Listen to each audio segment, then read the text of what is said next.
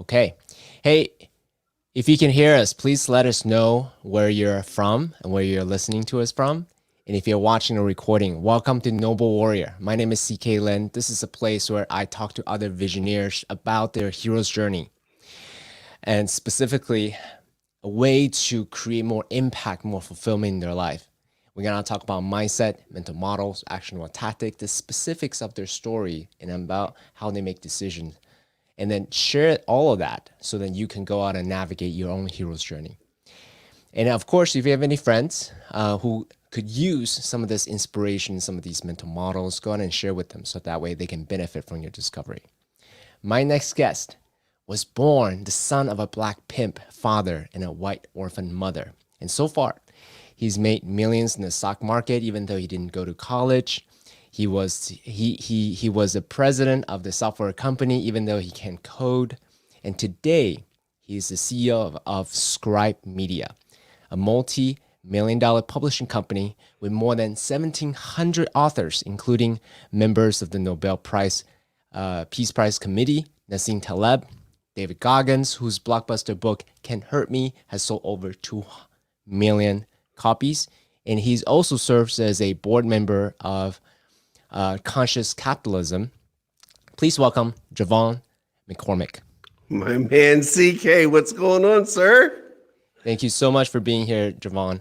I so appreciate you. From the moment that I heard about you, the moment you told your stories, and some of the time that we converse with each other, you're the real deal.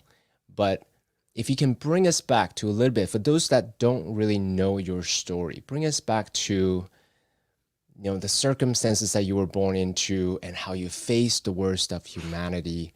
Just paint a little picture for us. That would be a really great place for us to start. You touched on a little bit there in the introduction. Yeah, my father was a black pimp and drug dealer in the 1970s. And in addition to that, my father also fathered 23 children. So I'm one of 23. My mother was an orphan. She grew up in a 1950s institutional orphanage where the kids were routinely beat, abused, neglected. When my mom turned 17 years old, they gave her $20, a small suitcase, and they said, "Good luck to you. There's a world." And she had never been outside those 4 walls. So that's what I came into the world to. And I grew up in extreme poverty. Now, when I say extreme poverty, U.S. poverty, because being poor in the United States is a lot different than being poor in some other countries.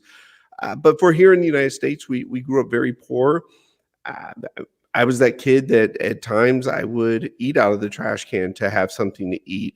I was that kid that because I got free welfare lunch at school, I would eat Friday at lunch and I wouldn't eat again until Monday at lunch. Oh man, I was in and out of juvenile 3 different times as a kid. One of my dad's prostitutes sexually molested me from the ages of 6, 7, 8 years old.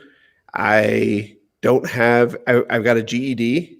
I don't have a college degree, and here I am, man. And so there's a lot more in between there, but there's the base of it. I mean, it sounds like a movie, literally. It sounds like the pursuit of happiness. The time when you were stuck in the subway, it sounds like part of the Mad Men episode. Flashing back, but the way you tell it is you're just rattling off some script. I mean, how did you maintain this optimism? Because I feel it, like you are a beacon of light, and it's so easy for you to go down to a space of cynicism and no possibility. How did you go from that, in my mind, darkness to the positive person that you are today?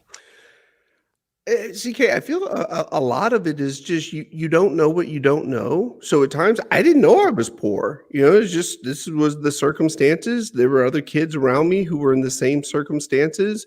So, a lot of it was just, okay, this is where I am, and what do you do to make the most of it? And you found peace and happiness within some of that chaos and that fractured upbringing. Don't get me wrong, a lot of ugliness in between there as well. And like you said, it goes off as a script. Well, I look at it this way: it was my life. That's how I grew up. I am not a victim. I refuse to let my background allow me to be a victim. I can't change the past. I can't change any of it. I can't change who my father was. I can't change who my mother was. I'll even share this with you.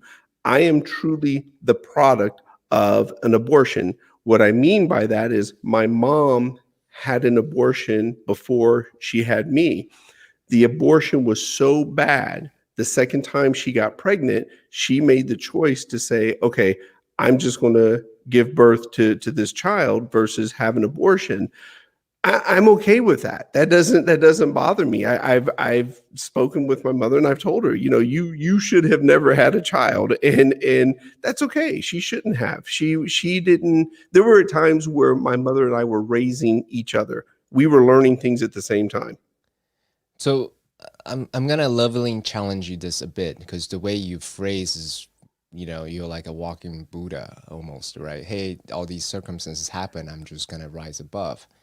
I agree with you 100%. And in that moment, when people are calling you names, when they're being racist at you, when they're beating you, when you're hungry, when you're humiliated, when you're being, sexually molested, I mean, like, it didn't just happen, right? So that was a dark space. And when you're receiving all of those abuse, the worst of humanity has to offer, how did you go from that darkness to equanimity and ultimately to forgiveness, to love? Like, that is, in my mind, the extraordinary path that you took on.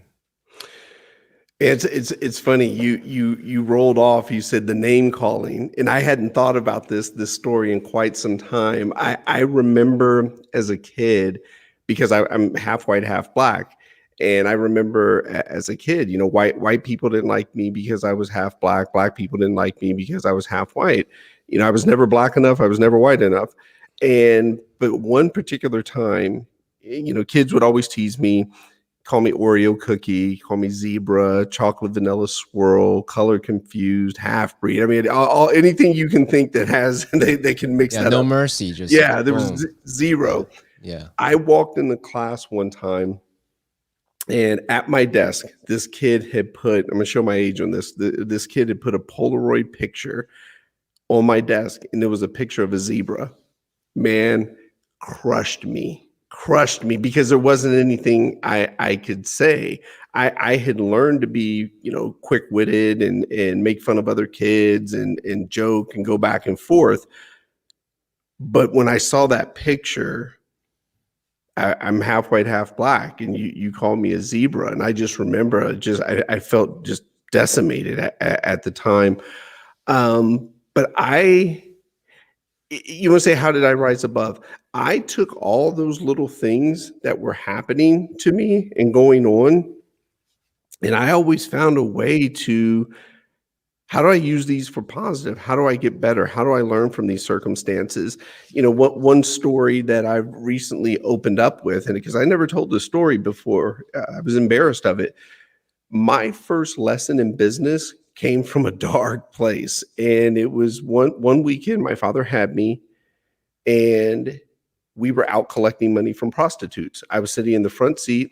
I just remember it was cold outside, and we pull up to the first lady, and he cracks the window. It's every time I tell the story, I can smell the heater in the car every time I tell the story. So he cracked the window, and she slid through a stack of cash, and she asked my dad, "Hey, can I come in?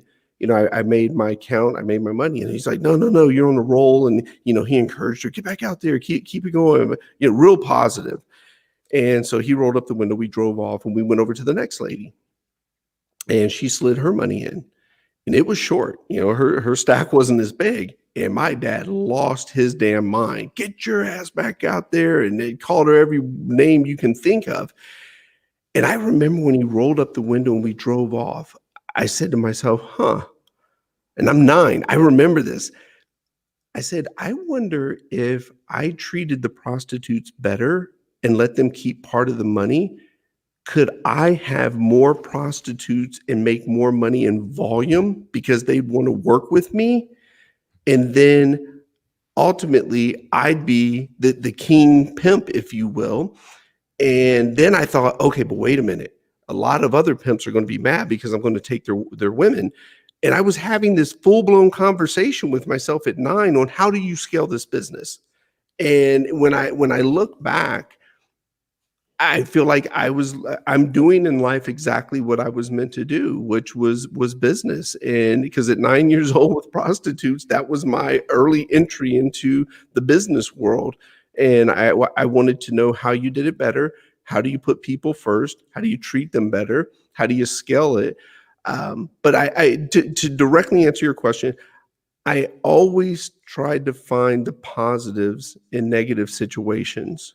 And I can go back so far as a kid and remember that, be it putting up the Christmas tree with my mom. We had this little 3-foot Christmas tree because we didn't have much money, and we literally had maybe 15 decorations, and my mom would have us hang up one decoration, stand back, look at it. Because it would take longer, and so it seems like we had more decorations, but that was a positive. And I always tried to find the positives in every negative situation that I was in. Mm, I appreciate that.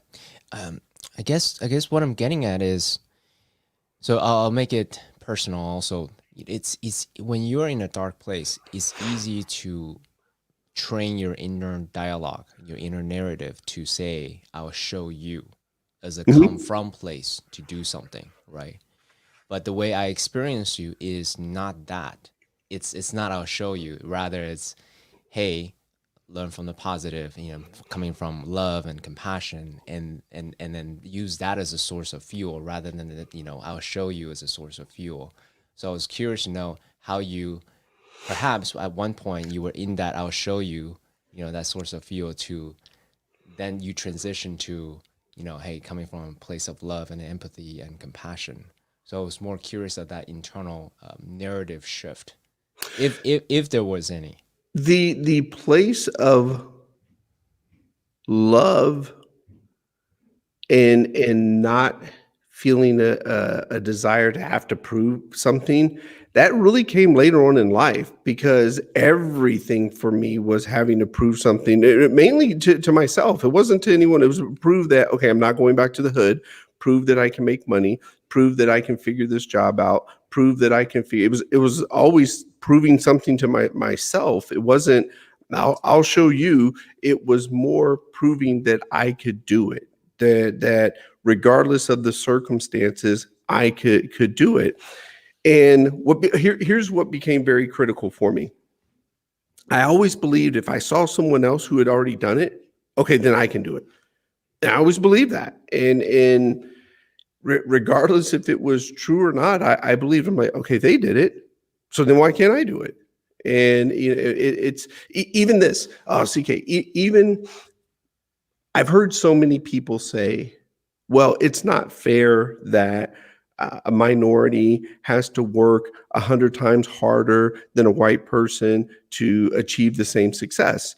And for me, I've always looked at it as, okay, great. It may not be fair, but if I got to work 100 times harder and I got to be 100 times better, that's exactly how I see it. I'm just 100 times better than you. So I'll make myself shine. And again, that's me. Where's the positive in this? Because I learned a long time ago, life isn't fair. It isn't fair. It's never going to be fair. So put that shit aside and focus on, okay, what are we going to accomplish with this? Yeah, there's a phrase: "Don't wish it's easier, wish you're better," and Yeah. Well, that's what you've taken on. even this, I, the dark place you talked about. If I go to my bed right now and I pull the covers over my head and I sit there and I say, okay, why me? Why was I born to a pimp father? Why am I one of 23 kids? Why was my mother an orphan? Why is it to this day I still don't know where my last name comes from? I have no clue. My mom got the last name McCormick in the orphanage, and we don't know where it comes from. What, so I can lay there and say, why? Doesn't change anything. I can't change the past. I can't change what I was born to, but I figured out early on, okay, I can change tomorrow. I can change the next day. I can change the next hour. And that became the focus. What can you change? And let's work on that, because I can't change who I was born to. I can't change my race. I, hell, God knows to this day, a lot of people out there probably don't like me. Oh, well. And so I focus on what can I have a hand in changing. Yeah. So if you don't mind getting into that, so I'll contextualize my question a bit.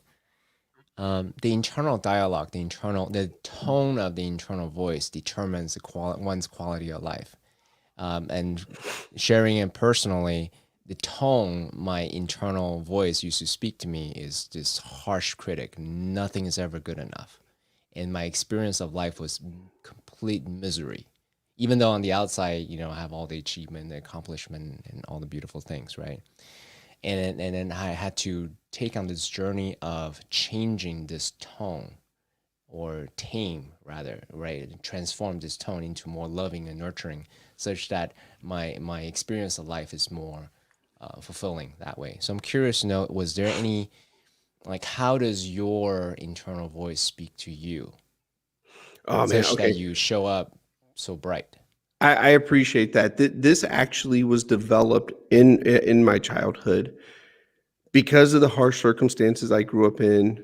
Because on any given day I was going to get in a fight, someone teased me, didn't like me, called me half breed, whatever, made fun of me because I had holes in my shoes, whatever the case. I remember I used to get teased a lot for having a white mother.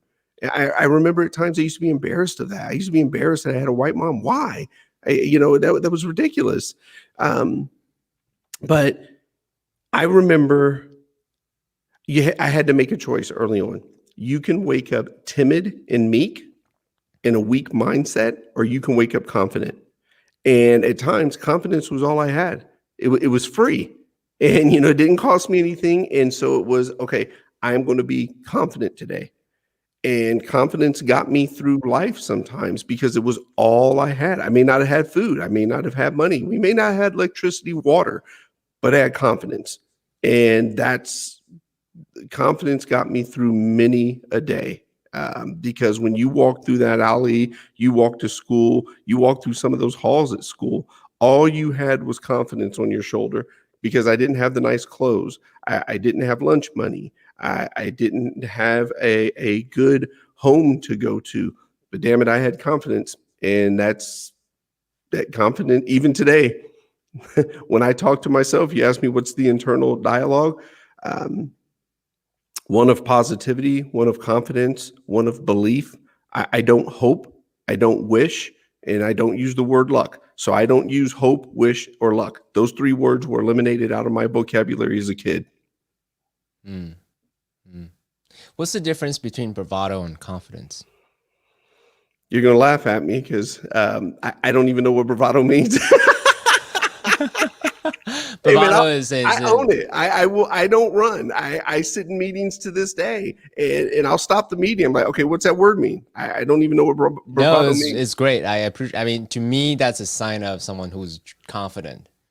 If someone who knows everything, I'm pretty much for sure that this person is pretty insecure. So the fact that you shared, like, hey, I don't know what that means, shows real confidence. Bravado means like an empty, like, puff up when there's no substance, in my mind, right? Versus, in my mind, confident person, someone like you can easily say, hey, I don't know this, it's okay, right? It's because you're secure with who you are. So one is coming from a place of insecurity, the other is from a place of authentic security. So for you, I'm curious to know, because you didn't have anything, right? And then yet you were able to be confident. So I was curious to know, was it bravado? Was it more like authentic confidence? It was authentic confidence, and so I'll dive a bit deeper into that. I realized when I got separated from my mom, and she didn't know where I was, and I was supposed to be with my dad, and he was in England, and no one knew where he was, and I got left with my dad's prostitute. Um, at, at times you felt like, what the hell's going on? And you felt like no one loved you. But I always remember saying to myself, and this is powerful. I feel everyone can benefit from this, my opinion. Even if no one else loves you in the world, you should always have one person that loves you, and it's you. And that became the confidence. Like, okay, I love me some me. And so that's I often remember I love myself. If no one else loves me, I love myself, and that confidence, that love of myself. I actually even believe it's what kept me from doing drugs. It kept me from being an alcoholic. That coupled with the fact that I grew up in just seeing extreme addiction and realizing, okay, don't want anything to do with that. Like I saw just deep heroin addicts, and I want nothing to do with that. So love of self, confidence, and again, both of those, in my opinion, are choices. That's not something that's you don't have to learn that. You just have to wake up and say, I love myself, and I'm a confident person today. You don't have to learn that. That's not something that someone has to teach you. Okay, here's how you take the hammer and nail the nail into the piece of wood. You have to be taught how to do that. All you have to do is wake up and tell yourself is, I love myself, even if no one else does. I love myself, and I am confident today. Yeah. Our mind is a really powerful tool, but it's it's a great servant by a terrible master, as the saying goes. What you just share is something that's very simple to execute, to do. But for those that have a mind that's been a tyrant all their life, it's not as simple because that inner resistance is there. So what JT just shared is a simple step what one could do as a way to just self-program oneself. Like, I love myself, and so on. So is there anything else that you wanted to say about a way to cultivate this inner self-love, inner self-compassion? So there are two programs, I call them programs, that I've used for myself. And if you allow me, I'll go through both of those formulas. The first one you heard me say, I don't hope, wish, or luck. So I'll walk you through where that mindset came from. When I was a kid and I would hope my dad was going to come pick me up, he never showed. When I would hope there was something to eat when I got home, it never produced anything. So I stopped hoping, and I switched out hope for belief.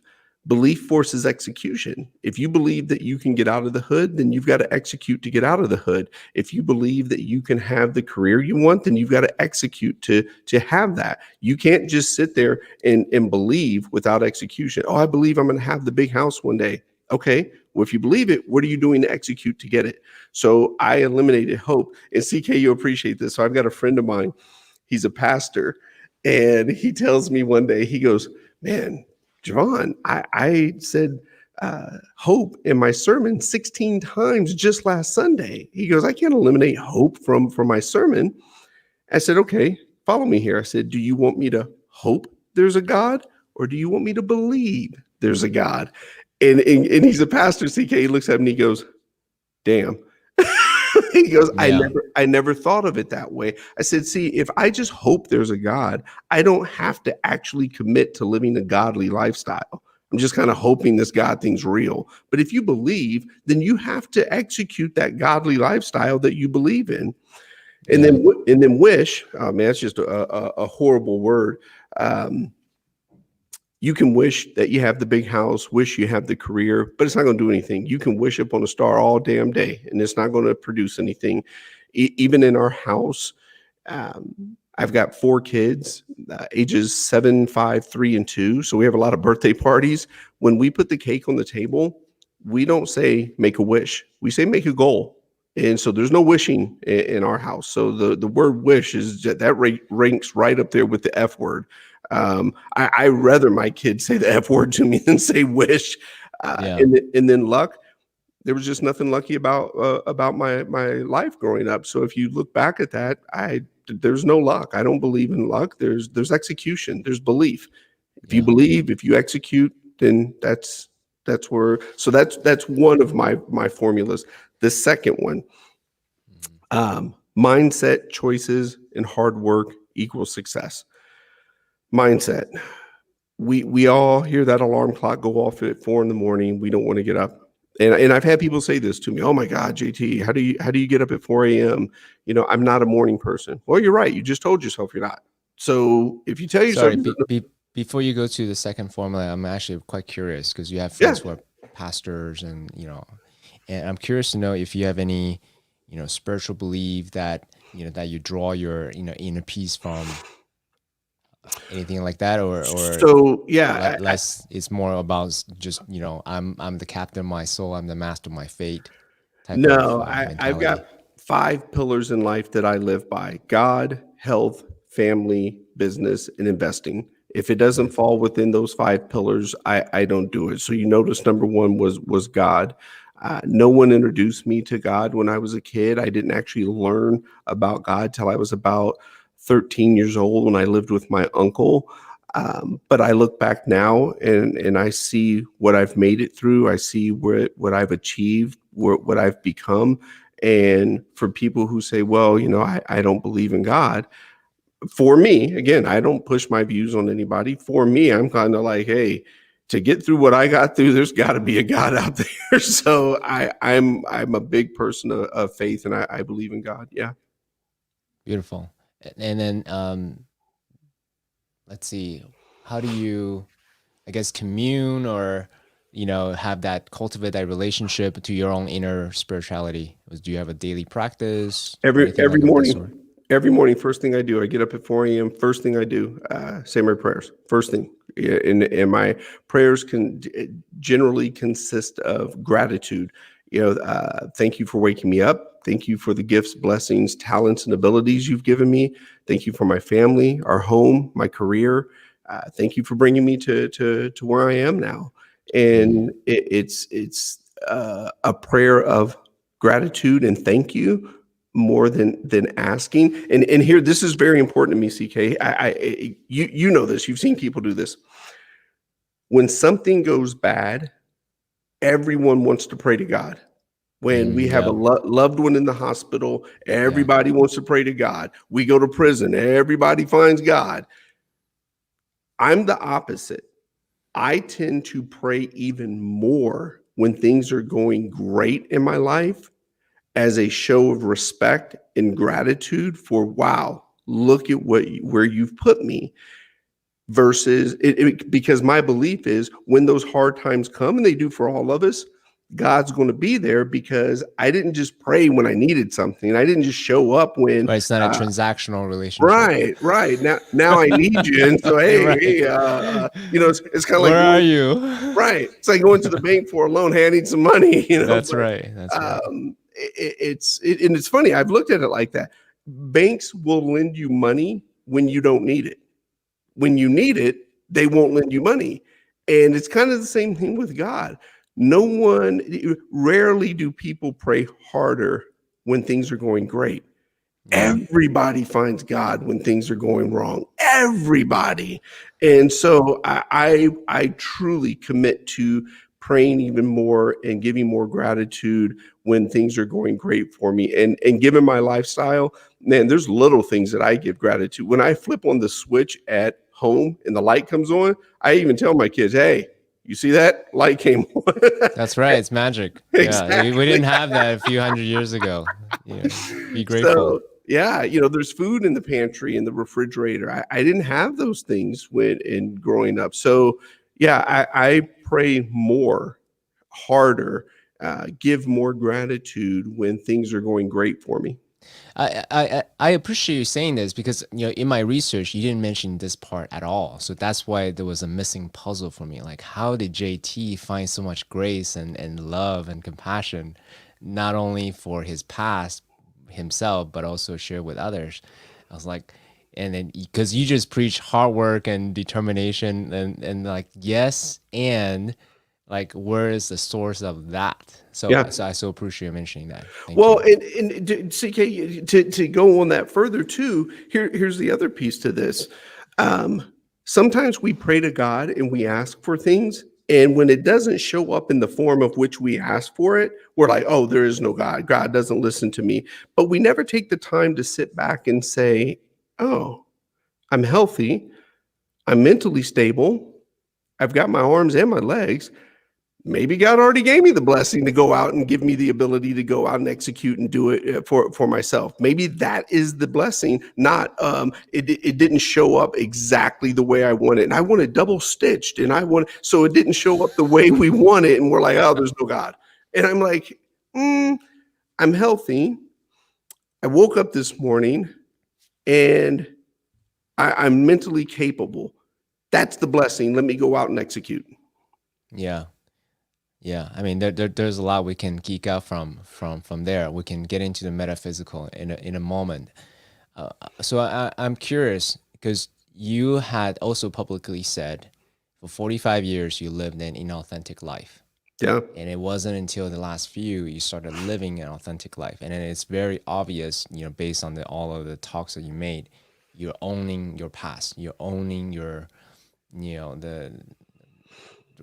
your new name, right? Yeah. Well, your old name and your new name, and on all of it. So I was curious to know.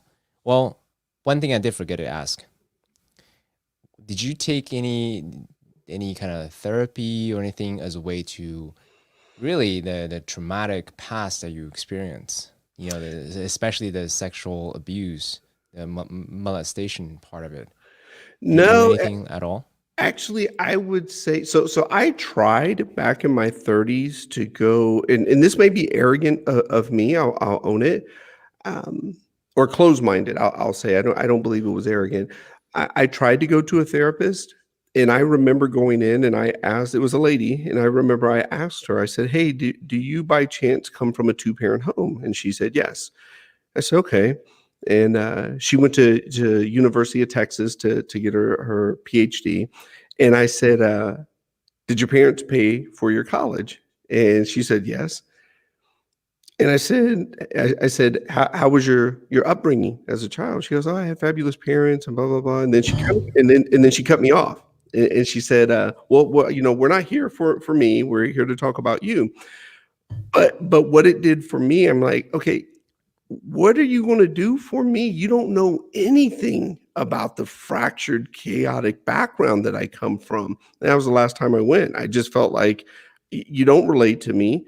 What steps could you possibly give me to be able to move forward? Now, again, that could have been very close-minded and arrogant, but I tried.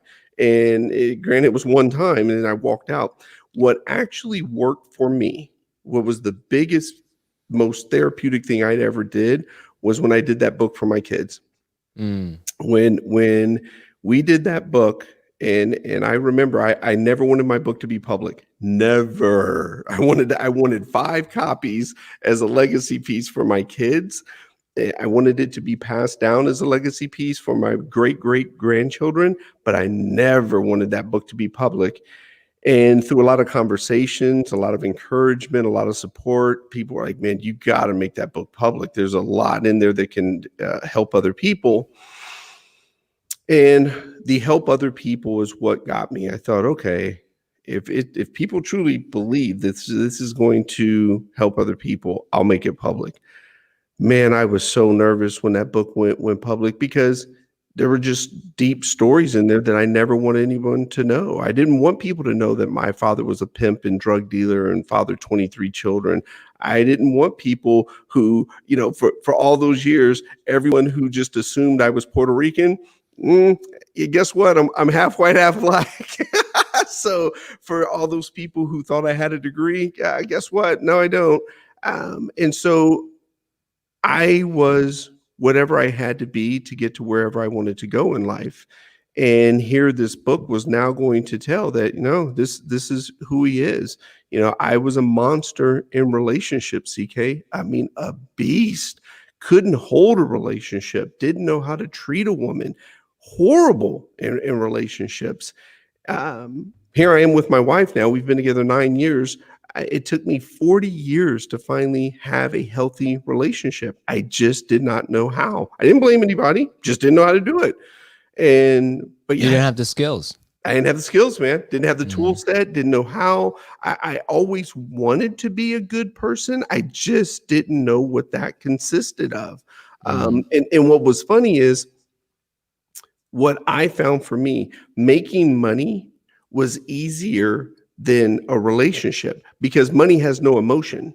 All I got to Mm. do is keep making it. Let me just keep making it. But a relationship, now I got to deal with somebody else's emotions, and I can't even deal with my own. And so, yeah, I was a monster in relationships. I wasn't fully authentic.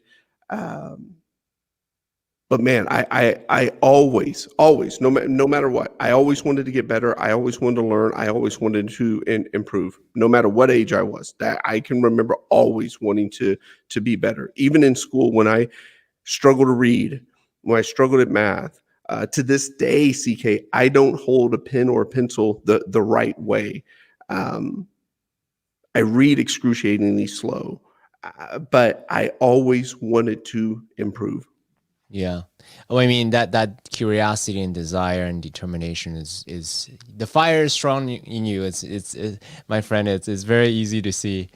Um, so I'm curious. How did you? Let's see. There's a lot of different directions we can take. So I'm curious to know, in terms of overcoming the PTSD or the trauma, is there anything else that you did that really helped you step into that other than the book? So, or was the book the singular catharsis that have you, starting to really own the past, own, who you were, and own all the, the thing that even you did to others as well? So CK, I got two stories. They'll make sense. Work with me here when I share these. So for me, everything has always been I'll learn, I'll make it happen, I'll figure it out. So just follow me on this. So back when I was 23 years old, I had got promoted to be the vice president of the Northwest region for a payday loan company. 23 years old. It literally had no business being a vice president of anything at 23. But the gentleman sent me up there because I worked hard. I worked my ass off, and I earned that promotion. So I get up there. I'm in Portland, Oregon, and I had never been. I was like, oh man, here I am in Portland, Oregon. I've never been there, but it was beautiful. 30 days after being there, the owner of the company calls me up and he says, hey, I want you to go down to Eugene, Oregon and open up a new office. And I immediately, yes, sir. And he said, you need anything from me? No, sir. He said, okay, make it happen. So I hung up the phone. I sat back in my chair, and CK, I said to myself, where in the hell is Eugene, Oregon? I love that. You just say yes and figure it out. I was going to, and so then I just went through my steps. I said, okay, step number one, figure out where Eugene, Oregon is. All right. Step number two, and this is like 93, 94. So there was no MapQuest and all, anything else to be. There was no Google Maps. And so then it was like step number two, okay, drive to Eugene. I get to Eugene. I pull over in a parking lot. I'm like, okay, step number three, I guess I got to find a location. I didn't even know what a commercial realtor was. So I drove around, walked around. I looked and I saw signs that said for lease. I said, okay, called numbers, finally got someone to help me. But that was the checklist. And then the light went off and I go, wait a minute. I've got 3 of these offices in Portland. They all look the same. All I have to do is replicate that here. And so but that's how I learned. Now, to your point, was there anything else that I went through that was therapeutic in opening up? So I share that story with you. This story will make sense. So book comes out January 2017, and May of 2017, my 2 co-founders, Tucker and Zach, say, hey, you're going to go to San Diego and speak. I said, okay, speak to who? And they said, you're going to speak on stage. I said, the hell I am. I go, about what? And they said, you're going to tell your story. Oh, no. And they said, no. You're going to go out. It's a national EO event. You're going to go speak. And so I said, okay, I'm in. Wait, hold on. But there was a switch in your head from I'm not a speaker to I'm a speaker. How did that happen? So Or here's was what it as easy as I guess I'm doing this now and let it me just was. go with flow? I guess I'm doing this now. And then I sat and I was like, okay, what do I do? And and they didn't help me. They didn't instruct me. So I said, okay, first, how do people speak on stage? So I literally Googled Joel Osteen, the pastor, T.D. Jakes, the pastor, Kevin Hart, the comedian, and Jerry Seinfeld, the comedian. And I watched their stage presence. I watched to see what they did, how they did it, how they performed. And my takeaways were, okay, don't put your hands in your pocket. Don't look down, and don't say and those were my three takeaways. I said, Oh my okay, I gosh. got that part. So then I went and I wrote my speech out, just kind of wrote my story down and said, okay, this is, and so I rehearsed it, stood in the mirror, kept rehearsing it. So I get out to San Diego, and I remember staying in the hotel room, rehearse. So then, the moment comes, I get on stage, and I deliver my speech. It's 30 minutes. Man, I remember afterwards, I damn near ran off stage. I go behind the curtain. The gentleman back there, he says, hey, look up. They had a screen back there. And I was getting a standing ovation. And I was like, oh, wow. And then this lady comes running up to me and she says, hey, who's your speaker coach? And just like you saw me do when you said bravado, I was like, what's a speaker coach? And she goes, who trained you on your stage presence, your delivery? And I go, Joel Osteen, T.D. Jakes, Kevin Hart, and Jerry Seinfeld. And so what was interesting about that is when I told that story on stage, and that really opened up to where, okay, man, I just own the hell out of who I am, where I come from, what I endured. And this is the damnedest thing. Some people just stood up and clapped for me because I shared my story. Now, here's the other part of this, CK, and this is very important. Shortly after that day, someone came up to me and asked me what my speaking fee was. Again, I didn't even know people got paid to do that. I knew Jerry Seinfeld and Kevin Hart did. They were comedians. You're paid to make them. I didn't know people got paid to tell a story on stage. And so I was offended when someone asked me what my fee was. Offended why? I don't understand. Because when I was a kid and I needed money and my mom needed money, no one would give us any money. Here I was now, all the money I could ever ask for, money on top of money. I didn't need any money. And now you want to pay me to tell you about when I was poor and I needed money. Mm. And that really, the irony of that really got to me. I'm like, how dare you? Not to this individual, but in my mind, it was like, how dare you? The idea of it, yeah. Yeah, no one gave me shit when I needed it, when I needed money and I was hungry. Now I don't need the money, and I've worked myself out of that situation. And you want to pay me to hear about when I struggled? And that was a real eye opener for me. Mm. On this podcast, well, number one, thank you for sharing that story. I mean, you are a natural storyteller. It's interesting how you approach life is the complete opposite of how I approach life. Meaning, I need to kind of survey the landscape, studying the books, and see the best practices, lay out the mental models, and you basically have very little inner resistance. You just say, "Fuck it, let's figure it out," which is a very opposite approach. I'm a burn the ships guy. I'm like, okay, hey, let's go. How are we gonna do this? It's now, to be fair, in scaling the company, I don't treat it the same way. I live by this premise when it comes to business.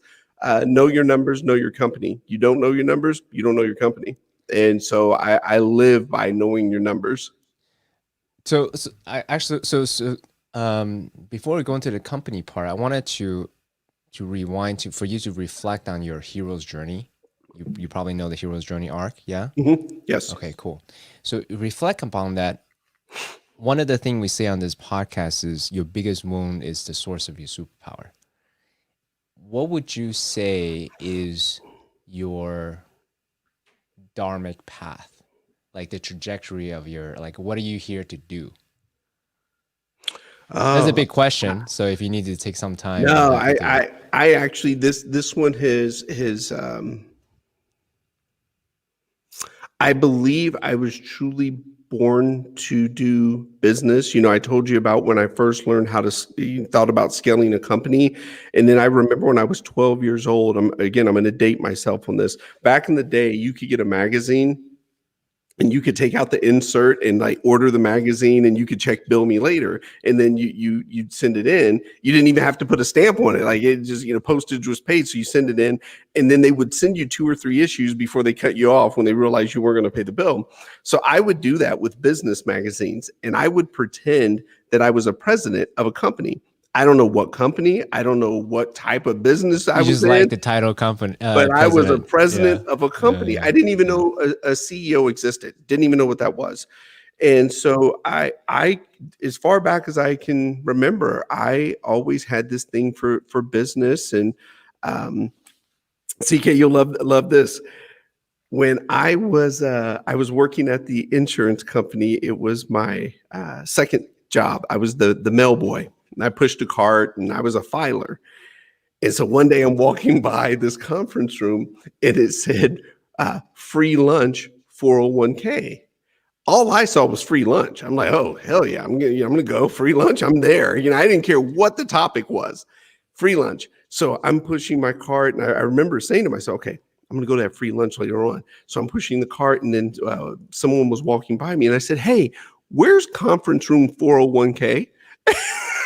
I didn't know that free lunch and learn 401k meant there's a free lunch and learn to cover 401k. I thought 401k was a conference room. And so I went to that lunch and learn and heard 2 of the greatest words I had ever heard in life, compound interest. When I discovered that you can take $100 and turn it into 1,000 and 1,000 into 10, man, that's the mind blown. Oh, I'm like, you got to be kidding me. I'm like, this is better than drug dealing. Like, and I literally, I'm sitting there like, this is legal? Like, you can literally do this? And so fell in love and wanted to find out everything I possibly could about stock investing. And so I feel like with business and investing, those were my calling. I do what I love to do in this world. But more importantly, above both of those, given my background, given what I've achieved, what I've been able to accomplish, I do believe in my heart part of why God has given me this is to show others what's possible. Like I refuse to allow anyone to refer to me as a motivational speaker. I'm a what's possible speaker. I'm not here to motivate you. But I am here to show you what's possible, that through everything I've went through, the sexual molestation, the juvenile, the being separated from my mother, the being left with my half brothers and sisters for 3 weeks and no one came for us, through the hell that I've walked through, I'm what is possible. From my lack of formal education, I still found what's possible in life. So I believe I have a great responsibility, not an obligation, a responsibility to show and teach others what's possible. I mean, you're certainly doing that with, every interaction that I've witnessed you personally. So I'm curious to know though, so that was clear to you, that path, that North Star is clear to you how long ago? Well, as far as business? Yeah, in terms of business, also showing others what's possible. Showing what others what's possible. The showing what others is what's possible. That probably came to me, yeah, man, 7 years ago when I was at the software company and I became the president of a software company. It really hit me that, oh wow, I'm in a position to be able to go back and teach kids that have gone through some of the hell that I went through and say, hey, guess what? We can be more than a rapper, athlete, or drug dealer. No one told us about this business thing. No one told us about entrepreneurship, that you can be an executive. So it hit me back when I became the president of a software company. And that's when I started going and mentoring high risk youth at the juvenile halfway house and at the juvenile prison. Yeah. So that North Star became clear to you 7 years ago. Yeah. I know that you wanted to come on the show and share some of the mistakes that you made, right? So now that North Star is clear, what are some of the detours and mistakes that you have made as you navigate this path of showing others what's possible for yourself, for your family, for people that look up to you, for people that's not you? The biggest one, we touched on it a bit earlier. You heard me say, I do my best. I don't have a lot of regrets in life. I have remorse for how I treated women when I was in those relationships. That's probably the thing I'm most remorseful for. But even then, I'm remorseful for what they had to endure from me, but it was still a learning lesson for me. And so that was one of my biggest mistakes, is just how I conducted myself in relationships. I just, and so much of it was fear, it was anger, it was frustration, because I never, until my wife, no one actually knew who I truly was. So I was constantly on this seesaw and balance beam of, it's like I want to trust you, but I don't fully trust you, and nobody's ever really stayed in my life, and it was always this push and pull internally with my own mind, and then now you throw somebody else's emotions in here, and they got needs and wants, and I'm like, and so I'm very remorseful for how I conducted myself in those relationships. That was a massive mistake. Um, the other big one, mistake. Go Do you ahead. mind going into that a bit? Because conceptually, I get, and you don't need to share the specific details, but rather the lessons that you learn, right? So maybe you can concretize how you would have said certain things differently, how would have Oh maybe yeah. the certain skills that you have learned, pick up along the way. Because on this podcast, we talk a lot about relationship as one of the deepest spiritual path one could take on, because it's not easy to be a human being. Now you, Yeah. as you said, involve another human being, the egos clash and all these other things. So if you could share some of the lessons in a little bit more concretely, that would be amazing. Number one lesson takeaway for me was, if I'm being very direct, and having to own this, was almost every serious relationship that I got involved in collapsed and went awry because of me. In the moment, it was everybody else's fault. Nope. Her, you said this, you did that. And if I'm looking back at it, it was me. I didn't know how to hold a relationship. I didn't know how to communicate. I didn't know give and take. I didn't understand how to incorporate someone else's feelings, show respect. Um, those were the biggest takeaways for me. The number one was realizing, okay, you need to look in the mirror, because you're the problem. You keep blaming everyone else, but you're actually the problem. And that was the biggest takeaway. Even now, I love my wife. Love coming home to the same person every night. Love coming home to hearing my kids coming to the same house. Just what most people would call mundane, I call glorious. I love the structure, the routine, the discipline, the consistency, all the things I didn't have as a kid.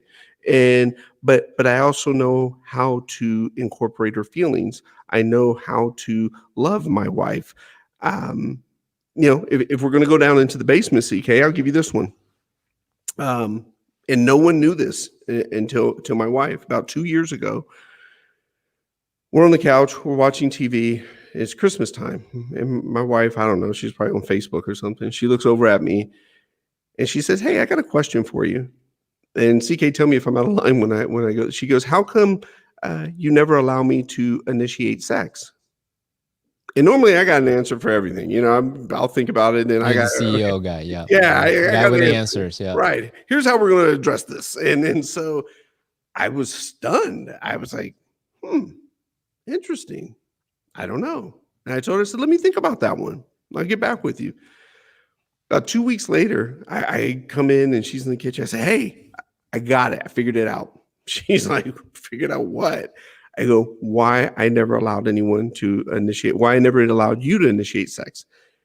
I said, "When I think about it, I never allowed anyone to initiate sex." And I said, and I realized why. That prostitute used to be the person who always initiated sex. And this was just 2 years ago. I never realized that I had never allowed any woman to initiate sex with me. And it wasn't until my wife actually asked that I had to think about it and remember that prostitute always initiated it. And yeah, it's so in those relationships, people didn't know those things, and those things caused tension, and those things for at times for me they caused panic. I didn't want people to know that or know that about who's going to want to date or get into the relationship with the guy who's been molested and dad was a pimp. And yeah, it was rough. It was like I said, beast monster in relationship. But I never wanted you to know why I was. Yeah. Thank you for sharing that. I so appreciate the trust that you put in me and the listeners.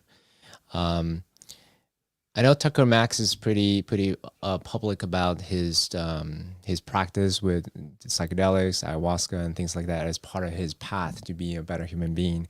And on this podcast, we do talk pretty openly about this type of things as well. For me personally, I needed to learn. I'm a super cerebral person, in case you haven't noticed. So I had to learn all of my social skills, through acquisition rather than naturally blessed with it. So plant medicine has been actually tremendous, instrumental for me to actually see what's it like to be in relationship with me. Yeah. So I was curious to know if you have had any experience with that, and that may have shown you or giving you some insights about as a way to transform, as you call yourself, that monster in relationships to loving, nurturing, compassionate human being that you are today. The biggest thing for me, man, on that, and let me back up to two things there. One, you said you had to learn your communication skills or whatever. Man, we all did. Now I learned mine from some interesting places. My dad, man, everyone loved my dad. He was a pimp and drug dealer. He was a beast to women sometimes, but man, everyone loved him. He couldn't drive 10 minutes without someone waving him down. "Hey, what's going on?" And everyone loved him. And I would watch and I would study. He made everyone feel welcome. Even the prostitutes that he would be horrible with, for whatever mind-blown reason, they loved him. But I watched his communication skills. I watched how he addressed people, how he listened to people, how he made people feel. And that left an impression on me. So yeah, we all had to learn our skills, man. I just haven't learned mine from a pimp. But to the other point, man, what's helped me most of all is actually going into a relationship where it was all on the table. Hey, here's who I am. Here's what I come from. Here's how fractured my background is. And if you can accept that, then let's get into a relationship. And let me back up a bit on this. This isn't something I've shared a lot. Maybe, I don't know, a year before I met my wife, I was dating a lady here in Austin, and if I said the name, you probably would know who she is. And she was a white lady, or still is white lady, and so we we were dating for like 9 months, Mm. and I don't know how the topic of race had never come up, but one day it did. And I say, "Oh yeah, I'm half white, half black, whatever." And nothing really came of it. So 2 days later, we get on the phone, and she says, "Hey, I got something to share with you." And I was like, "Okay." And she goes, "Hey, uh, I'm in love with you." And I was like, "Oh, okay, cool, whatever." Okay. She goes, That was "But your response. yeah, Okay, cool. well, it was because she went really quick with it. She goes, "I'm in love with you, but." But And okay. so it didn't really give me a chance to respond to anything. She goes, "I'm in love with you, but," and she goes, "But we can't see each other anymore." And I was like, Mm, "What?" And she goes, "Yeah, my family would never accept you because I was mm, half white, half black." mm, And man, I've dealt with that my whole life. And so mm, I wasn't offended. I wasn't angry. I was at peace. It mm, wasn't the first time I had heard it. I had made peace with that at 8 years old. I learned at 8 years old, everyone is not going to like you. You may have heard me talk about this before, CK. When that lady in the welfare line, my mom and I were standing in the welfare line, and we were waiting for our monthly allotment of food stamps, our handout. And that older white lady looked down at me. She looked up at my mom, and she spit in my mom's face, and she called her a nigger lover. And I remember looking at my mom's face and just watching her wipe the spit from her face, the tears coming down her eyes, the humiliation she had. No one came to her assistance. No one asked if she was okay. And the hardest thing, CK, is she couldn't leave the line. She had to stand there humiliated because she had to feed her mixed race son. And I remember saying in that moment, everyone's not going to like me. And I'm not going to spend my whole life trying to make everyone like me. And so when go back to the story, when she said that, my family would never accept you, I was at peace with it because I had made peace with that back at 8 years old when I realized everybody wasn't going to like me. So mm, what was interesting though is I went into the relationship with my wife kind of with a chip on my shoulder. Even on our first date, man, she goes, "Oh yeah, I'm just looking to make some more friends." And I pulled over on the side of the road and I said, "Hey, I got all the friends I need. So if you're just looking for a friend, I can drop you back off." And she was like, "Are you serious?" I was like, "Oh yeah." And she was like, "Hmm, well, let's see where this goes." So we went out. We ended up like on a 7 hour date, and through the course of that date, just told her about my background. But we're not, I didn't give her every detail on the first date, obviously, but so some very significant pieces, like, "Hey, I'm half white, half black. Is that an issue?" And so uh, what was therapeutic for me, back to your question, is the fact that my wife was the first person who really knew a lot of the darkness up front of where I come from and accepted it. mm. Thank you for sharing that. Mm. There's a lot there. Oh yeah. Um, yeah, I'm kind of speechless because I think relationship is such a key component to life. Whether it's with your significant other, with yourself first and foremost, of course, and with others, and now you're in the role of being a CEO. You're in the role of being essentially a parent to the rest of the employees. So, where do we go from here? Mm. You know, one I do want to actually mention one thing as part of your superpower. Tucker Max very publicly said about, I don't know if you saw the actual video on your own website. He was acknowledging you how extraordinary not just your EQ but also your social intelligence as part of your superpower. So, could you draw the correlate between how you grow up, right? All the the worst of humanity has to face to your development of the superpower that you have around EQ as well as social intelligence. 100%, 100%. When you on any given day are worried, okay, am I going to get beat up today for being mixed race? Okay, is this prostitute going to molest me if my dad leaves? How can I maneuver and get my dad to take me with him and not leave me here with her? When you're just any given day trying to figure out the angle of, okay, how am I going to eat today? The social it's funny when he first brought up EQ to me and social intelligence. I didn't even know what those things meant. Okay, what's that? And he laughed. He goes, "Damn, you're so good at it, you don't even know what it means. It's just something you do." And it came from how do I learn these lessons? Here's to your point of social. Go back to the insurance company. I used to push my cart, and there was a black guy there. He was like the head of HR, and no matter who asked this question, they would say, "Hey, how are you doing today?" He would always say, "Tremendous."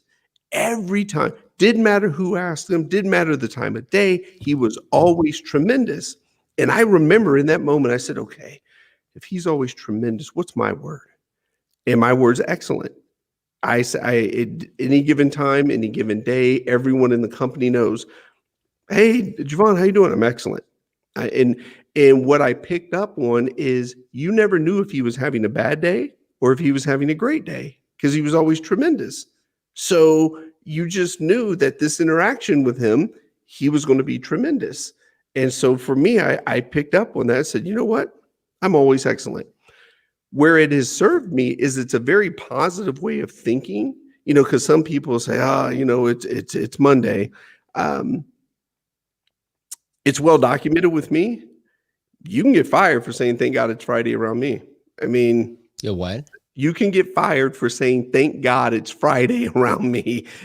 Thank God it's Monday. Thank God you woke up on Tuesday because somebody didn't. Thank God we have this incredible company we get to work with.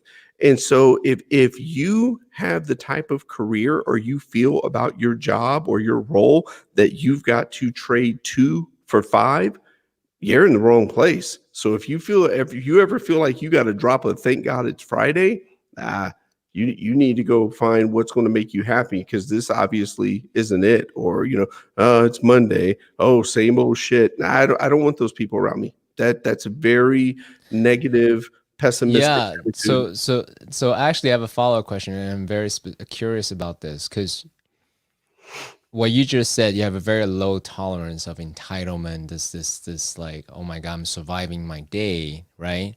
And at the same time, you also have tremendous love and compassion for human beings. So I'm curious in how you actually ride the two because I get both. Let's see if I can ask my question in a better way. Right. So coming from where you came from, do you just not have any kind of tolerance for any kind of complaint from your wife, from your kids, from your employees, of anything at all? I have had to grow and learn into that because I did have a very low tolerance. I'll share a funny story with you at my house even. So, maybe it's a Saturday and the kids eat lunch about 11. And let's say, I don't know, we go somewhere, we're running errands throughout the day. And 4:00 comes around. And the kids are like, I'm hungry. And then my wife was like, oh my God, the kids are starving. And I'm like, the hell they are. They ate at 11 o'clock. I'm like, nobody's starving. I go, do you know what it's like to eat at Friday at noon and you don't eat again until, and then I go into this big rant and I had to catch myself. Okay, but that's not their life. That's not their lifestyle. Right. It's all relative. Right. They're For like, them, hey, they're starving. Yeah. Right. They're like, wait a minute. We usually have a snack somewhere between this and this. And so, but yes, I'm very, more so for adults. We all as humans, especially adults, we get caught up in our own bubbles. We get caught up in our own surroundings. But when I hear people complain about their, and it really doesn't happen here at Scribe too much, but anyone complain about their role, complain about what they're doing in life or whatever, it just goes back to the mindset thing. Man, right now, CK, there's a single mom with 2 kids literally doing this right now, walking 1,100 miles from Honduras to try to cross the border into this country. Man, on my worst day of being sexually molested, of being left alone with that prostitute, of being left with my half brothers and sisters, on my worst day, I've never had to face that. I was born here. So I'm ahead of the game. I was born in this country. I keep everything in perspective, man. I know if I walk outside of my office door right now, I'm looking over there. If I walk outside, I know within a 1 mile radius, shit, somebody will trade places with me in a heartbeat. Yeah. Hard to find complaints that will come out of my mouth, man. I look at life as there's a challenge. Let's overcome the challenge. I don't see shit as problems. I don't see things as I just do my best to look at things in a positive light and realize, wow, there's somebody trying to get into this country right now. There's somebody in a hospital bed right now that may not leave that hospital bed. Man, I'm blessed. My kids are healthy. My wife's healthy. The company's doing great. And God, I've made so much money. I've got a phenomenal life. You do. So if I'm hearing you right, there's the micro and then there's the macro. Whenever you feel any kind of, let's say, negative emotions, you may want to have the impulse to complain. You zoom out to the macro to compare it now, this immigrant from Honduras trying to cross the border thousands of miles versus where you are. And there's a way to snap you back to gratitude. Is that what I'm hearing? And I don't mean this to be disrespectful. You said I find myself in a place where I may want to complain. I don't ever find myself there. I don't do it. I guess because I've done it for so long, it's just natural to me that I'm not going to look at something from a negative position because negativity has never solved anything. You can only solve by how can we get through that? That mindset alone is a positive because you're trying to get through it.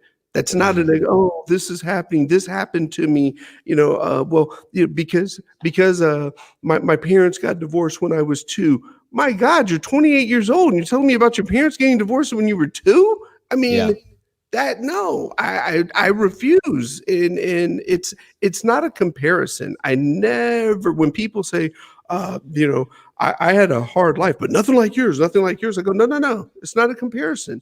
You had your journey. You have your journey. I have mine. We don't compare. Yeah, it's okay.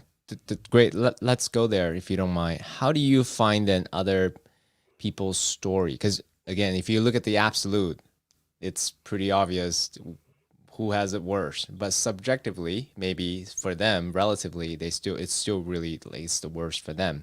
How do you, JeVon, find empathy and compassion for someone else's quote unquote hardship? Does that make sense? What I'm asking? It does totally. Because people will usually approach me this way. Well, I don't have that background that you have to rely upon. My life was not that harsh, and I let people know, and this is what they're shocked by when I gave you the Honduras example. I rarely dip back into my own past for inspiration. I just look around me, the mom trying to get into the country, the person who has cancer. I've never had cancer. I've never experienced it. I haven't had any family. So I don't know what that's like. But I know that if you're going through chemotherapy and it's draining the hell out of you, I know that I am blessed that right now God's given me health. So I'm going to focus on that. And so I rarely use my own background as a place of gratitude. I just look around and see, the homeless community here in Austin. I drive and I see some of them, and I say to myself, man, I was like a half hour from that growing up. That could have been me.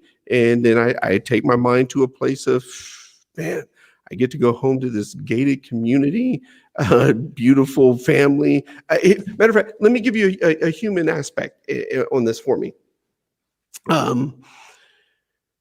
Last year, not this Christmas, but last Christmas, I'm driving home. I left the office early. I'm like, I'm going to get home early. We're going to make some popcorn. We're going to watch Christmas cartoons, blah, blah, blah, with the kids. And it was about 38 degrees, which is cold here in Texas. And it was rainy. And so I'm driving, and traffic stopped. I mean, I'm talking stopped to the point where I had to put the car in park. And I'm furious. I'm like, what the? And so I text my wife, this is bullshit. I left early. I'm about to lose my shit. And the moment I set down my phone, it hit me. I said, you ungrateful little punk ass. You grew up on bus stops in the winter with 3 feet of snow. You know what it's like to be hungry. You know what it's like to have to get dressed in front of the stove, the gas stove, because the electricity is turned off. And you're sitting here mad because you're sitting in this 6-figure car with $1,000 shoes on, going to a gated community with a beautiful family. Shut the fuck up. And I sat there, I put on Christmas music and joy to the world. So that's when the general comes out from inside your head to do a little smackdown. And here's the thing. If I had to say what that equates to for me, it's self-accountability. And if you look in our country right now, man, accountability is just lacking. Everybody's trying to blame somebody else, give excuses, reasons. It's just pointing the finger. Very few people want to take accountability. My wife's got friends. They're like, oh, well, if I was such and such person and I had my own cook and I had a nanny and I had a personal chef, I too could be in shape. It's just always a reason. What? Yeah, it's always an excuse. Like you don't go to the gym because you don't have all those things. Okay, it's rampant through our country. It's always someone else's fault. And we could go back to the beginning of this conversation. Okay, my dad was black, my mom's white. This is what I'm working with. I don't know if you play poker. Here's the best way I can say this. If my life was a poker hand, I got dealt a 2, a 3, a 6, and an 8. But man, I went all in with my hand. And that's what you have to do in life. Just go all in. I'm not going to make excuses. I'm not going to blame the dealer because, oh, you dealt me a shitty hand. Nope. It's what I got. I'm going to play the hell out of this hand, and I'm going all in. And I refuse to make excuses, reasons, and I damn sure I'm not going to be a victim. Yeah. I mean, that's really obvious.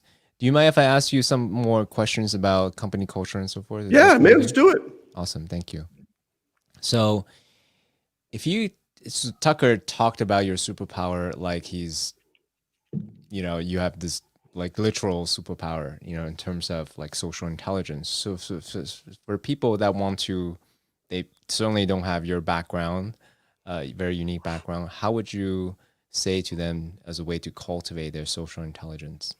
To really, and in my mind, my interpretation of what that phrase means is the ability to understand what the other person is listening for and speak into their listening. Is that an accurate, definition totally. From your point of view? You're pretty much doing it in the podcast. You're sitting here, you're asking me questions, you're seeking to understand. Unfortunately, for so many people who are in quote unquote leadership, they have the mentality that they're supposed to have all the answers. They have the mentality because they have 3 letters after their name, CEO, PhD, MBA, ESQ, whatever the hell else, that all of a sudden they're now this leader. And I'm like, I made the joke the other day. I said, look, man, I had 3 letters after my name long before CEO. And somebody looked at me like, what? I said, GED. I said, so 3 letters didn't change much. It's listening. It's actually listening. It's surrounding yourself with people far smarter than yourself, being willing to admit that. I don't ever want to be the smartest person in the room. Here's a good one. They gave out I got some CEO award this past December, and I remember I'm on the phone with the people, and I go, look, I don't understand the whole CEO award thing. I go, I don't actually do the work. I go, yeah, I support the company and I move some roadblocks and obstacles, make some decisions, set some direction. But the actual execution comes from the company. I said, so here's the thing. If you want to give me an award, give me an award for hiring, because I figured out how to hire people who are smarter than me. And I live by this. You're only as good as the great people you're surrounded by. That's it. And so it's listening, paying attention, truly listening that I don't have to know all the answers. I don't need to be the smartest person in the room. I don't want to be the smartest person in the room. And that in itself will help raise your EQ, social, whatever it is. It'll help raise it, because let go of the fact that you're the CEO and embrace the fact that your role is not to know all the answers. Tell people that, hey, guys, I don't know, but we're going to sit here, we're going to figure this out together, and we're going to make some decisions. Yeah. Embrace it. So principally, 100% agree with you, and it's all about listening, and really listening for not what's being said explicitly, but what's being said implicitly, what's said between the lines. But for those people who are listening, and I say, JeVon, I agree with you too. I want to be better at social intelligence, at empathy, at EQ. What books, tactical things, what could do to cultivate that? Because right now you're at, let's say, use a professional sports analogy. You're at the NFL level, and you tell people just work out, then you could be in the NFL. Yes. And right. what are the steps? You know what I mean? Like knowing what you know, what are the 80-20 skills you could say, do this to start off? Here's what I would say. Number one, ask questions, truly seeking to learn. I have learned this about people. Generally, when someone asks you a question, the first question isn't what they're actually asking for. Now, don't get me wrong. You can even see this with kids. If you've got an ice cream cone, you'll hear the kid, they'll say, oh, I like ice cream. They didn't actually ask for anything. They just said, I like ice cream, because they want to see if you're going to offer them some. And it doesn't actually change a lot as you get big, as you become an adult. So a lot of times people will come with a question, and it's not even the question that they're actually looking to ask. So I always go 3 levels deep. So someone comes to me and says, hey, how do we XYZ?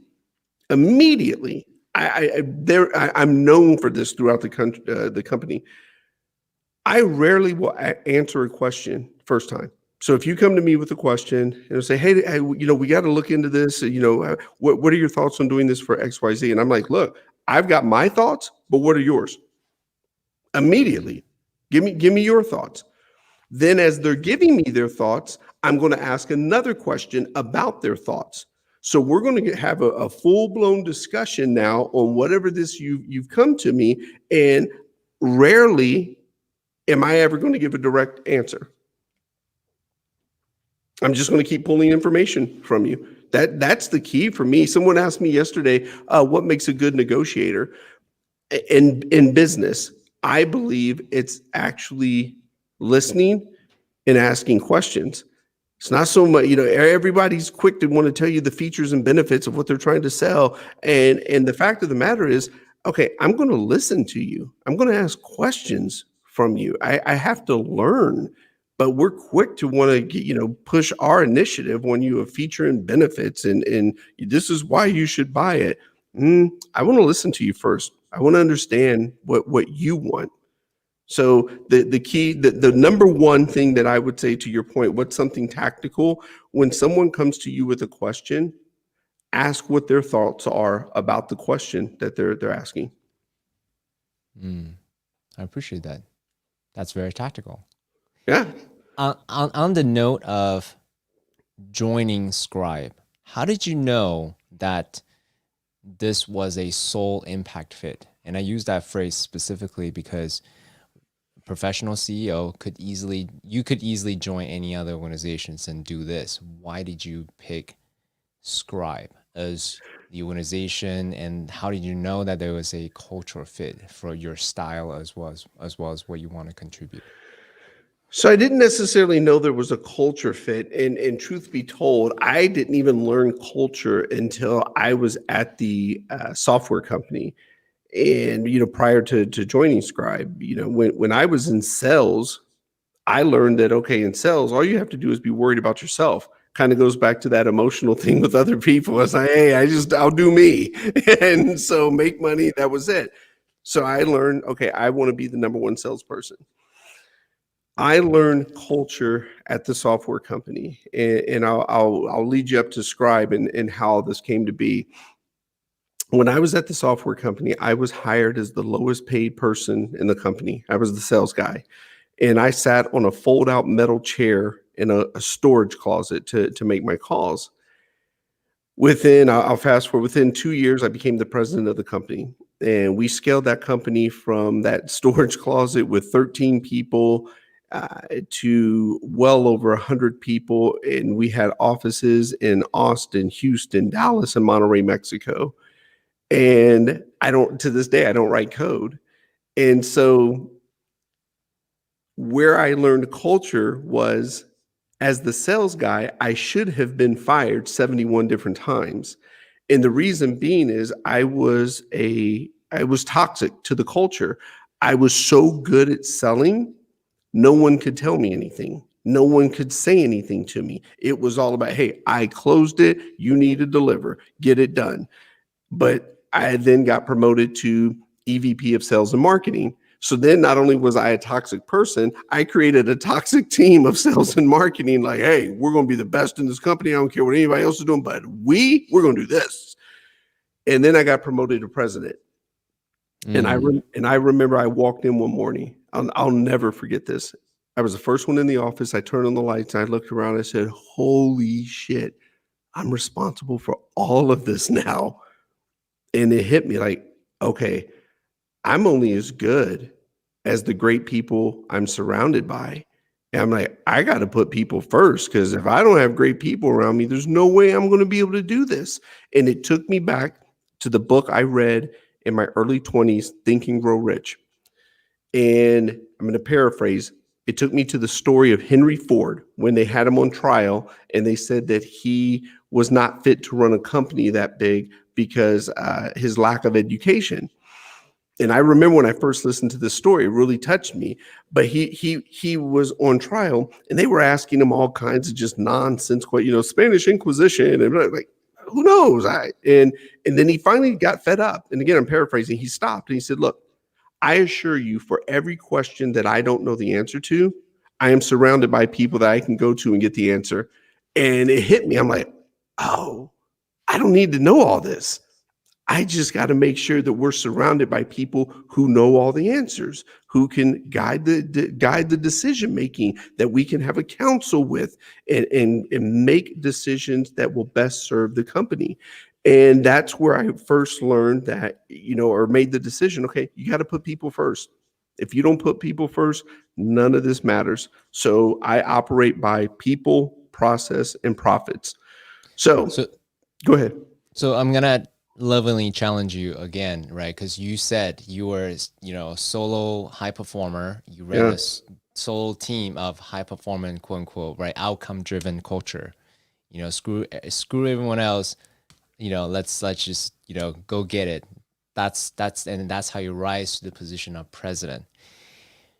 And then right now you are saying you rethink it back, you got the president title, and you flip the switch to servant people first CEO, right? Yeah. At that moment, that's a huge jump from, because what you were doing was working for you in this smaller scale. Like, it couldn't have been that easy as in, all right, I'm going to flip the switch to now people first. So if you can, Man, CK, I hate to say it, man, but no, I don't hate to say it. It was truly like when I flipped that switch on to turn on the lights in the office that day, the same switch went off in my head that you can't do this all by yourself. wow. You better surround yourself. Now, I'm going to be fair. Here's the other part. There was a gentleman I worked with, literally to this day, one of the smartest people I have ever met. Man is brilliant. He was a software engineer. He had an engineering degree. Okay, he had the master's degree. He had all the credentials, and he was great at what he did. But I became the president. He sat in a room with me, and this goes back to your proving people. He sat in a room with me, and he said, "Hey, I don't agree with the decision to make you president." He said, "I think it's the wrong decision." He said, "I think it's a bad decision." He said, "But I will get on board." I was like, "Okay." And I remember sitting there. I'm like, "Oh, you dare doubt me?" And I remember thinking that. And I said, "Okay, so I'm going to prove you wrong." And he said, "Okay." He said, I'll make a deal with you. You prove me wrong, and I'll buy you a drink." And I'm like, "Man, I don't drink." And he said, "That's the highest compliment that I can give you is to buy you a beer." I said, "Okay." So he, myself, and at the time our chief architect were on a massive sales call in Wichita, Kansas. You can figure out what company is in Wichita. Massive sales call. And we closed the deal. And I was leading the presentation and everything. We closed this deal. So we're at a restaurant afterwards, and he looks at me and he says, "Hey, what kind of beer do you like?" And I said, this is like 2 years after I had been promoted. I'm like, "I don't drink." He said, I always told you I'd buy you a beer if you proved me wrong." I go, "Prove you wrong at what?" He said, "Remember I told you I felt that was a wrong decision to make you president?" I said, "Yeah." He said, "I owe you a beer." Man, that was one of the greatest feelings ever. I loved that feeling when and I didn't drink the beer, but It was a symbolic gesture. yeah, it was a symbolic gesture. And so that in itself, I realized I was still in that prove it mode. And to your point, because he was one and is still one of the smartest people I've ever met, and a good man too. I mean, he took his kids on Boy Scout trips. I'd hear him talk to his wife. He was so nice and loving, and just I really and I regret that I never told him. If I had to say I had a regret, that may be one. He was a good man. He was hard, but he was a good man, and I learned a lot from him. But I realized, oh, I got him here. Oh, okay. The lady that does our finance. Oh, she's solid. And I realized, okay, you got all the pieces. Now we got to bring it together and have a true team and environment. But like I said, man, I should have been fired back when I was the sales guy and even the EVP. And then fast forward to Scribe now. Actually, something just came to me as you're speaking. I guess I didn't really connect the dots until I had to hear it multiple times, that when you are clear about your North Star and you're clear about the goals you want to hit, and you're willing to put in the work, the hard work, the hours, and all these things to make it work, you don't hold your old identities as, I guess, gospel, so to speak. No. You are very fluid about the approach you take. You can forgive about the past, just stay in the present, and just be extremely fluid. Is that an accurate recap of your approach to life? 100%. And if we write it down, it's happening. Unstoppable. I refer to myself internally. I always said to myself, okay, I'm like a flood of water. You can take a glass of water and you can drink it. Great. But a flood of water, it doesn't matter what's in its way. It's coming through, over, around, under. A flood of water, it's coming. And I've always internally, I've always referred to myself as I'm a flood of water. I'm coming. No matter what, I'm coming. You're a force to be reckoned with. Reminds me of that "Be like water, my friend" Bruce Lee quote. I don't know if you heard that before. Yes, yes. Yep. Yeah, yeah. Oh, I appreciate that. So in that though, so I have a question, perhaps a spiritual question or a mental model question. But we are human beings. We all have Mhm. egos, right? How do you make sure that the ego for that desires the recognitions, the the respect, the all of that, not to flare up and let it run you? Like, how do you master or discipline your ego so that you are serving the organization rather than this desire to be respected and be the star? Does that make sense? It does. I feel that it truly goes into acknowledgement. And what I mean by that is, uh, here's a great example. I don't give a damn about being named, CEO of the year or CEO of this. What's important to me are the awards that we've won based on culture. Best place to work in Austin, because it's a blind survey that our tribe members, we call ourselves a tribe, that our tribe members take, and based on their feedback is how we rank. And when we hit number one in Austin, that's huge because, oh, wow, we are doing something right. So the approach is all the little things. I say stuff like this: no one works for me, people work with me. No one's boss. Three letters after my name don't mean anything. If you are in leadership in this company, you are a direct support. You don't have direct reports. Nobody's reporting to you. Your role is to support people because you're in leadership.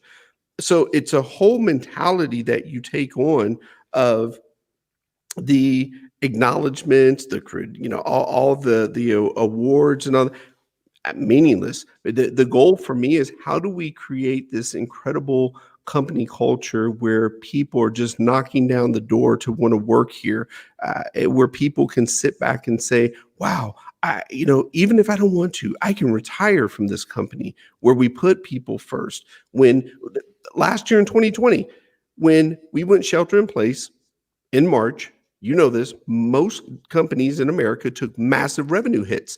We were no different. 2 days after we made the announcement to shelter in place, I announced to the company, I said, look, regardless of what happens, no one in this company will be laid off because of this virus. And it was important to me that we do that because in that moment, people needed stability. They needed reassurance because we had people who had just had babies, had just bought homes, people whose partners and spouses were being laid off and furloughed. So I can only imagine what it was like to sit at home and like, oh my God, what's going to happen with us? So I wanted people to know you were safe. If nothing else, you were safe here. No one will be laid off. And I remember sitting back like, all right, now we got to pull that off. Now we got to make that happen. And I'll be damned, CK, 2020 was our best year in company history. Yes, that's awesome. I love it. So when you watch other company leaders, because I know you speak at an EO and you speak to other entrepreneurs all the time, how do you discern when somebody like you, who's the real deal, who's basically flipped the org chart and be in the bottom to serve everyone else? How do you ensure that, well, one, your executive follows suit as well, not just say, yeah, yeah, yeah, I get it, but still do, wanting to the egoic stroke. And then also, how do you look at other entrepreneurs who may say these pretty words, but not necessarily being that? Like, how do you discern someone who's an imposter servant leader versus an authentic servant leader? So we have the incredible position that every Monday we have our executive meeting. So in that executive meeting, there's accountability. You are living by the principles and values of this company, and if you're not, then you're not a fit for the role. So those Monday morning meetings, every Monday, it's all about ego checking, making sure that we're in service of the tribe and the company. Again, I don't really care that you're in leadership. That just means you serve and support. Great.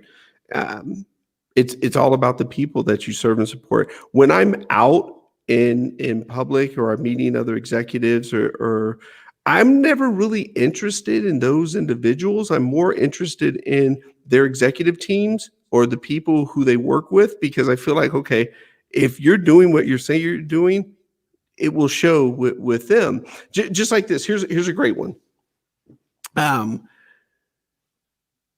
Everyone celebrates Jeff Bezos, and as they should. He was the founder. He was on his hands and knees out there, putting books in boxes, and I get it.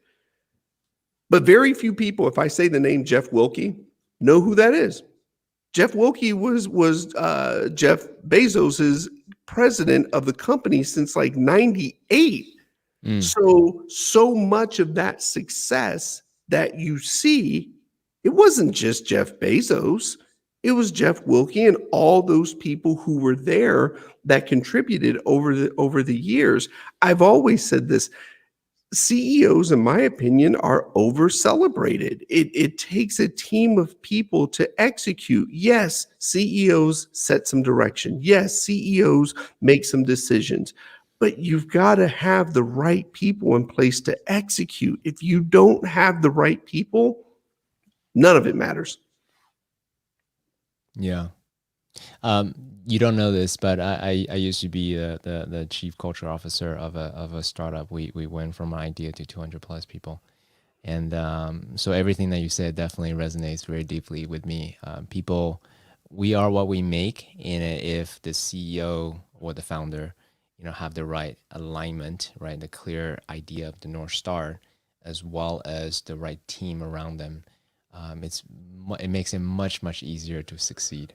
And then if you don't have the right fit, especially amongst the founding teams, it's very easy to, no matter what amount of capital raise, the direction you go is still going to be very misaligned, and then the chaos would be amplified further as well. Totally. Yeah, it's touch on that a little bit there. When you said capital raise, it threw me off there for a second. So we're 6 years old, no debt, no loans, no venture capital, no private equity, and we're profitable. And I tell people all the time, I go, no, we're the real damn unicorn, not WeWork.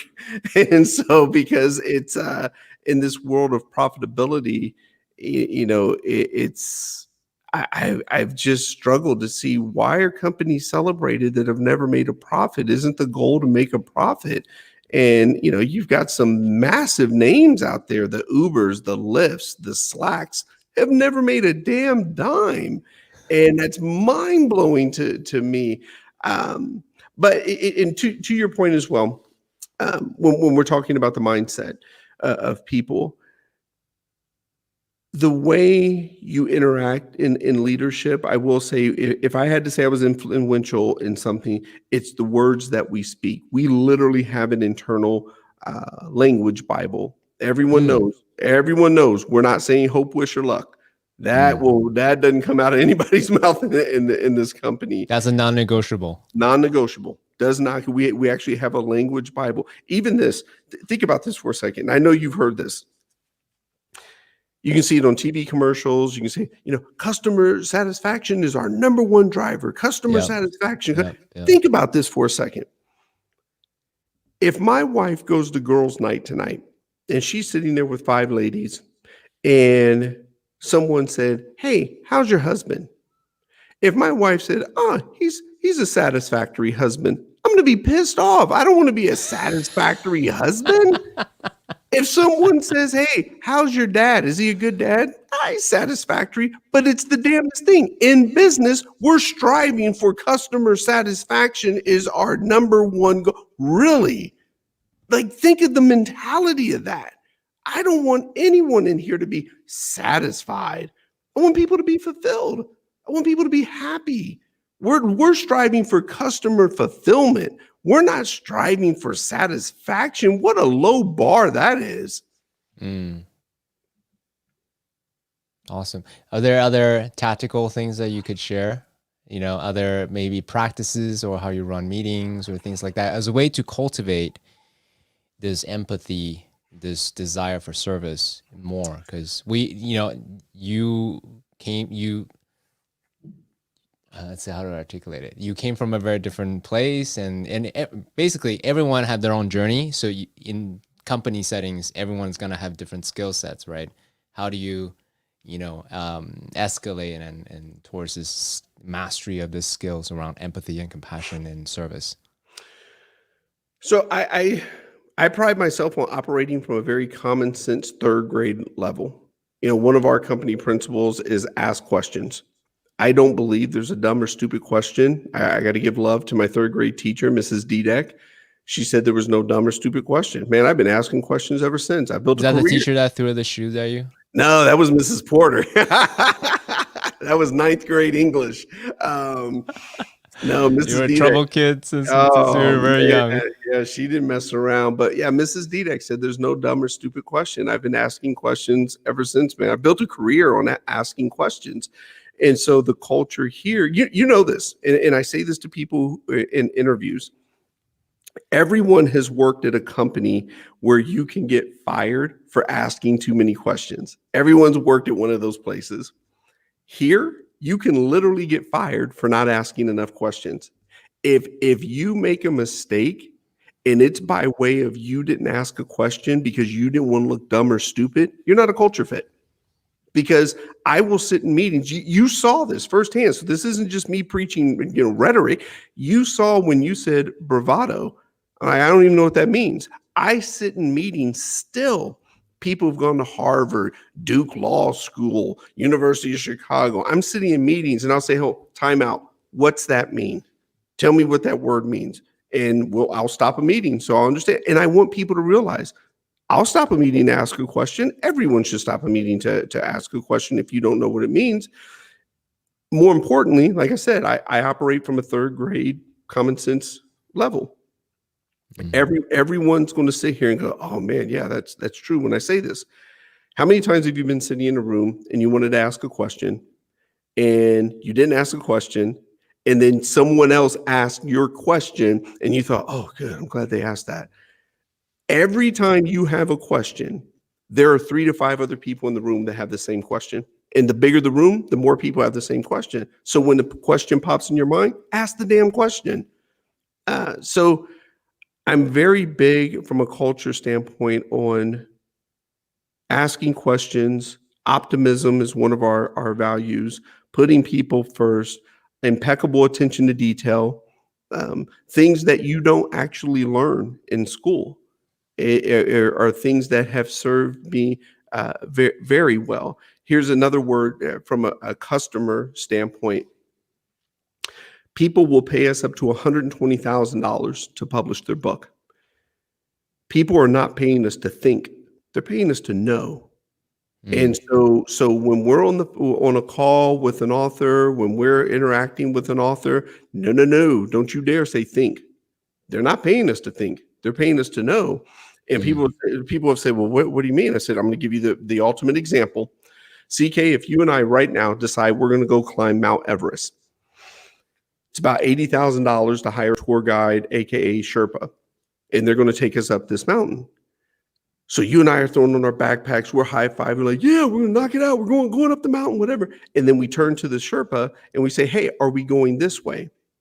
If that Sherpa says, no, I think we're going to go, hold the hell on. I'm dropping my backpack. I'm like, what do you mean you think? I want to be told, no, we're going this way, weather permitting. We're going to base camp here, weather permitting. We're going here. And if the weather gets too bad, we're coming back down this way. I'm not paying you $80,000 to think. I'm paying you $80,000 to know. Yeah, and you want someone with certainty. Yes. Mm-hmm. Yeah, who is not wishy-washy. Exactly. About the approach. So little things like that, it's all little things added up that make the culture, that make the difference, that set the tone. There's no one big brick or rock or anything like that. It's all the little things that you have implemented, and you do it with consistency. If I had to say there was one word, if people want to say, well, what's the one thing? Consistency. You have to consistently execute on those things. Was there a mistake that you made that really cemented those lessons? Business lesson You for want to you? know? You want to know where? Okay. Yeah. My uncle Bobby, when I lived with him, he took me in because nobody else. I had nowhere else to go, so he took me in. And my uncle Bobby used to own duplexes, rental homes, Mm. and this is back, Section 8 welfare.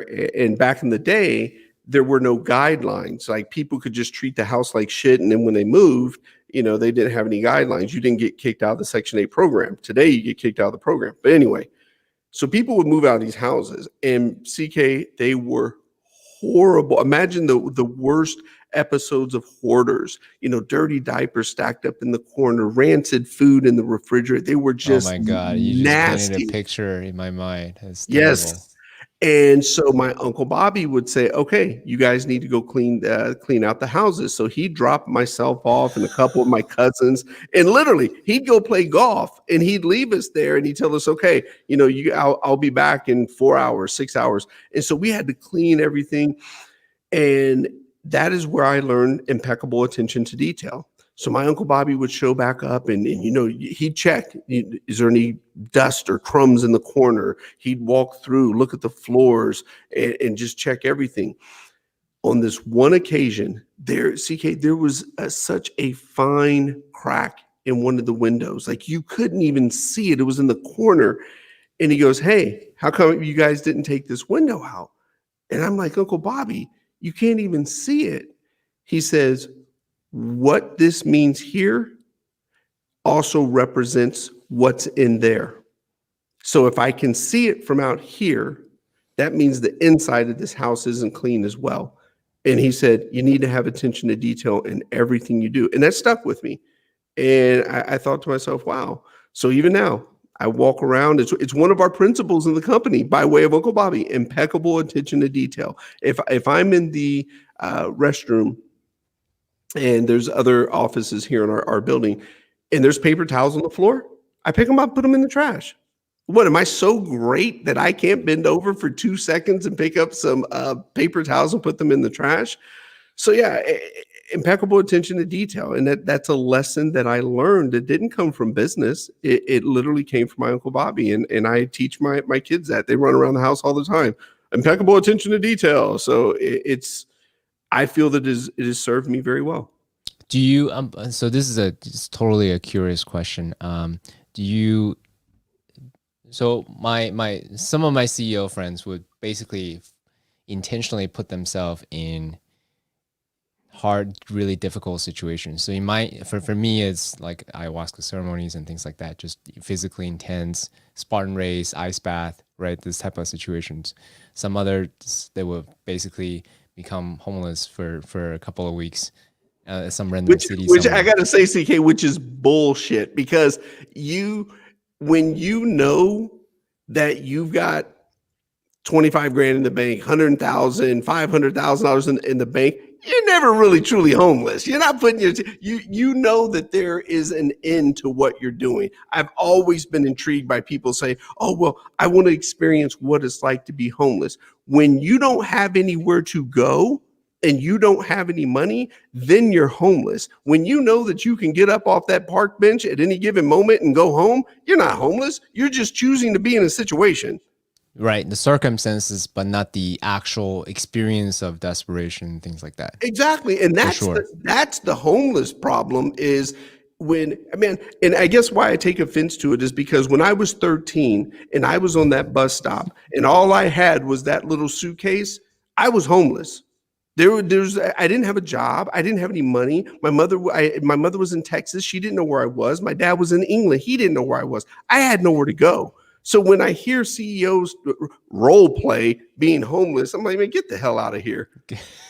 I I managed to get a reaction out of Yeah, you. you So did. I did. So maybe let me phrase it in a different way. Are there things that you put your executives or your kids in a simulated environment so then they can have maybe not the actual experience, but a simulated experience of hardship or adversity or difficulties or challenges? such that they would have more, wisdom and, insights and gratitude, anything like that? I haven't done it with my children yet. Like I said, my oldest is 7, so I haven't done it with them yet. I very much plan to, but here with the executive team, constantly, I'll say I'll make up a scenario. Okay, so this happened. So and so resigned. Whatever. Can't get a hold of me. What are you going to do? Slack me the plan. What's that look like? Well, how are you going to execute this? What are you going to do? This past Monday, I sat there. I said, hey. Serious question for you all. If I resign, who's going to take over the CEO responsibility? What are you guys going to do? I got some interesting answers. One person said, shit, I'm out. I said, I'm That's flattering. Right. I said, I'm out. So someone else said, well, I'm going to try to figure out how we get you back first. But then I said, okay, put all that aside. What do you all do? And what was interesting is like, well, we probably end up having to bring someone in from the outside. I said, okay, so then what? And I took them through this. I said, you got to remember, our company has been built on its current structure. I said, if you go bring someone from the outside, then you also have to realize that you're going to have an exodus of people who are like, well, that's not what I signed up for. They don't know that person doesn't know the culture. And you could see their face like, oh, never thought of that. And so we'll go through scenarios like that of really testing the thought process. How would you execute this? What would you do? But I don't know. I've not put them in any type of ayahuasca situations or anything like that. Well, I'm being half serious when I ask this question, because adversity reveals one's character, and you came out shining and bright in spite of all the serious challenges and molestations and people being violent at you and so forth. So even though it's not the real deal, things like Spartan race or ice bath, these type of like intense type things does give people glimpses, or you even glimpses of like, oh, okay, so this is how they're like on their adversity, kind of a thing. So hence why that question. It's interesting. Think about this last year, CK, the virus disruption, the protests, the election.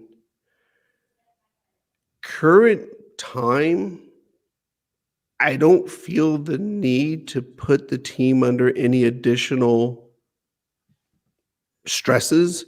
Sure. What I'm looking for now is to create an environment of safety, support, consistency, and people. Again, world may be on fire, but all is well at Scribe. That's a very wise statement you just made, right? Versus me being an emotional savant asking you about questions on challenges. What you just made actually is a very wise statement. You mind if I ask you some rapid fire questions and let's do it. Is that cool with you? Thank you so much. What is one of the best investments? Actually, so these questions came from the audience. So what is one of the best investments that you have ever made? It could be money, time, relationships, etc. So when you said investment, I'm going to give you the first thing that came to my mind. Sure. Because I don't see my wife as an investment. She's the greatest blessing I've ever had. And then second to that are my kids. But when you say investment to me, first thing I think of are stocks. So I got to, you saw how excited I got. Back in, what was this? 2013, American Airlines filed bankruptcy. And I was going through there. I love business. I love studying. Why did this happen? What was going on? Why did the CEOs make this decision? So I'm a student of business. I can watch documentaries on business all day. So American Airlines filed bankruptcy. And I'm like, damn, another one's going down. TWA went out. Pan Am went out. Now American Airlines. What's going on? So I started studying their financials. And I'm like, wait a minute. They've got $4 billion in cash. I'm like, they're not filing bankruptcy. And so I started digging into it. They couldn't come to terms with the pilots union, the flight attendants union. And hell, I didn't even know the baggage handlers had a union. So I'm like, oh, they can't get all this together. So they just said, okay, fine, we're going to file bankruptcy. Stock went down to like 25 cents. And I said, man, they're going to come out. They're going to come out of bankruptcy. I said, or somebody's going to buy them. So I got in, and again, me being the ignorant person that I am, I don't say that as a negative. No one had ever taught me that you don't put 90% of your net worth in any one investment. So at the time, I put 90% of my net worth into American Airlines. And I said, okay, I just need the stock to go to $1. And so the stock went up a little over $1. And then it came out that the bankruptcy attorney approved American Airlines to buy 4 more, maybe 4 or either 40 more jets. And I said, see, I knew they weren't. Nobody's going to give you approval to buy new jets if you're going bankrupt. And then the stock jumped up to like $3. I was like, oh, sweet. Then the stock got up to about 5. Then word came out that not United Airlines, it was U.S. Air was thinking about a merger. Boom, stock went up again. So long story short, got in at 35 cents, got out at 13 and change. Best investment I ever made. Awesome. Thank you. And then here in the office too, man, is Scribe. We have a channel called Investment Channel. I literally post every stock that I buy so everybody can see it. I tell you what I bought, how much I bought, when I'm selling it. So there's no bullshit of like someone on one of the financial channels. Well, we recommend, but they don't actually own the stock. Nope. I show you how much I spent, how many I bought, when I'm going to sell it, what I'm going to do. Everyone in here knows. I showed. In 2016, I bought, I think it was like 3,500 shares of Amazon for $749. And it is documented on there and people see it. And, today, I think Amazon's probably like 3,300 a share. Wow. That question wasn't meant for a specific investment, but I love the direction that you're taking it. Like Since I said, you have Nassim Taleb. When you say investment to me, that's what came to my mind. So you said rapid fire. I'm thinking, okay, first thing comes to mind. That's the answer I'm giving. Yeah, since you have Nassim Taleb on your as one of your clients, I think could be a really interesting exercise since you love investment so much to have, an angel list like a syndicate, right? So you can essentially have your own fund kind of a thing. Yeah. So people can invest with you. Any other investment that you wanted to mention in terms of time, money, relationships, etc.? Best investment is like I said, creating your 3 to 5 pillars. What is it in life where you can't do it all? It's just a fact. I love golf. But until my kids are all old enough to take golf lessons and play with me, I'm not going to spend 4.5 hours on a round of golf and take that away from my kids. So God, health, family, business, and investing. That's it, man. If it doesn't fall within that, I don't do it. That right there is the best investment I've made in my life. There, when people are running around talking, CK, you've heard me talk about this. People are running around talking about work-life balance. Everybody attacks work. Don't work 60, 70 hours. Don't check your emails in the morning. Oh, we should only have a 4-day work week. No one checks themselves on life. How about you not binge watch Friday through Sunday and have the nerve to wake up on Monday pissed because you haven't achieved your dreams and goals? How about you not go to the bar Thursday through Sunday, then be pissed on Monday because you haven't achieved your dreams or goals? So no one checks themselves on the life side of things. Don't complain that you're 20 pounds overweight, but you just went through the drive-through at McDonald's. And when you say work-life balance, everyone attacks work. No one attacks what they're doing in life. And think about this. Last time you heard someone say, man, we binge studied our 401k all weekend. Never. I love how you're such an advocate and a defender for the higher self. Yeah. right? Versus, giving forgiveness to the human side, right? The lower self sort of a thing. So I appreciate that. Okay, next question. Any specific advice for people who have been laid off due to COVID? Whew. Yeah, these are all simple questions, of course. Yeah, that one isn't at all because there's so many facets to it. I dare to even try to answer that because my wife and I were just talking about this last night.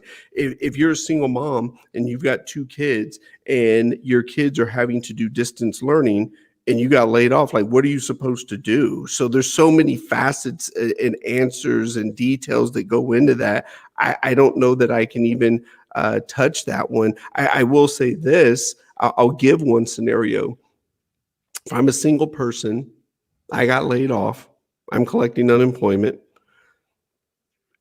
Man, I'm studying every damn thing I can get my hands on for the craft that I'm interested in, be it marketing, be it investing, be it whatever it is, man. 8 hours a day. I'm obviously sending out my resumes. I'm trying to find employment, but the rest of the time, oh man, I'm doing nothing but immersing myself into the craft that I want to be an expert at. Beautiful. Thank you. What does JT do when feeling unfocused? When feeling unfocused.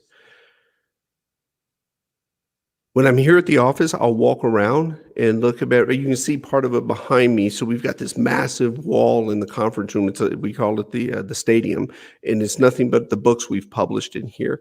I'll walk around and look at what we've accomplished. This company was founded in Tucker's condo, and I remember I started with him and going to his condo for the company. And I look at what we've become now, how many people we have, the year we had last year. We short answer, I focus in on what we've accomplished as a focal point to know what can be done. And that's where that brings me back to be able to focus. So that's what I do when I'm here at the office. I'll walk around upstairs, look at what we've accomplished. I see how many people we've hired and I get to work with. And that helps me bring me back to that perspective and gives me focus. When I'm at home,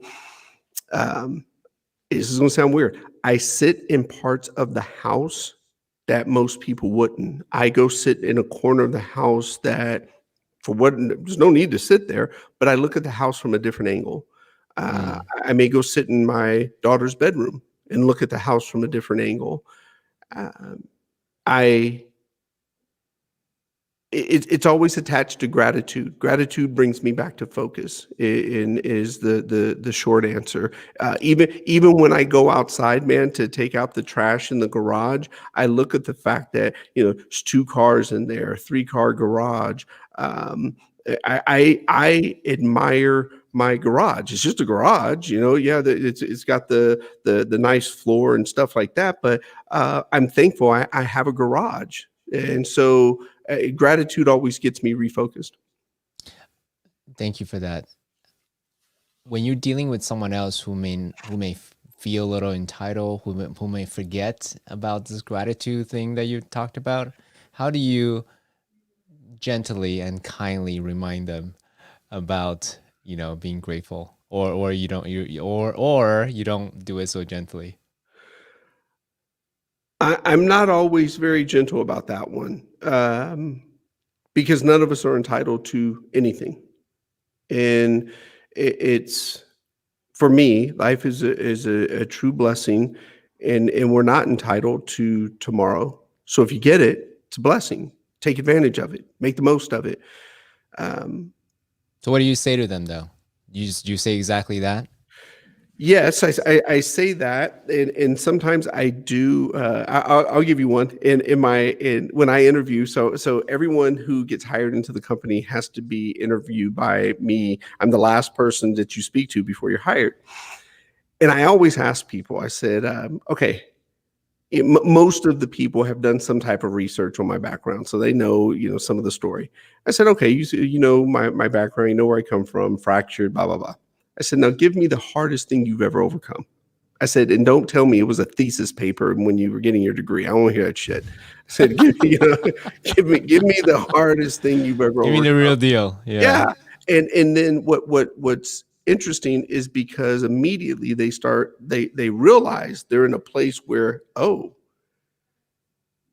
he led with, my background. So they can't come with some little soft ass story. So they're going to have to dig deep and give me something. And depending on what it is, that really shares a lot about this person. I remember one time we did a group interview, and it was the only time we ever did it. We did a group interview, and I went around the room and I asked everyone in the room, I said, hey, why do you think you're here? How do you think you made it to this point of the interview? And I remember one lady said, she goes, because I went to Yale. And I was like, oh. There was such a part of me that just wanted to write them like, you just need to go ahead and leave now. But you were polite. Yeah, I let her finish out the interview, but I'm like, you realize that has zero to do with you, especially with me. Like, that holds no bearing on you being here whatsoever. Oh my gosh. That's a funny story. Thank you for Yeah. Okay. Last question, then we'll complete. Go two more, CK. I'm sure you had two more there. Oh man, I could speak to you for hours. All right, let's do two more, man. You are just, a wellspring of wisdom. So what are some bad recommendations you hear out there for young professionals? Oh, man. That just like drive you like, oh my God, I can't believe these people are giving out such bad advice that makes you skin crawl, that kind of advice. It's here's what immediately popped in my head. Like I said, rapid fire questions. I'm giving you the first thing that comes to my mind. When I was the president of the software company, I think they were having like a hackathon or something one night, and I hung out. Obviously, I wasn't hacking shit, but I was hanging out with everybody. And I love that. I weren't hacking shit. I wasn't hacking shit. So I was hacking up some pizza or something. But one of the guys there, he heard me say, I go, look, man, the ultimate goal is to create a company where people can retire from. I said, that's the ultimate goal. I said, if you go back to our grandparents, our great grandparents, man, they worked at jobs 34 years. I go, no one does that anymore. People used to actually pay off 30-year mortgages.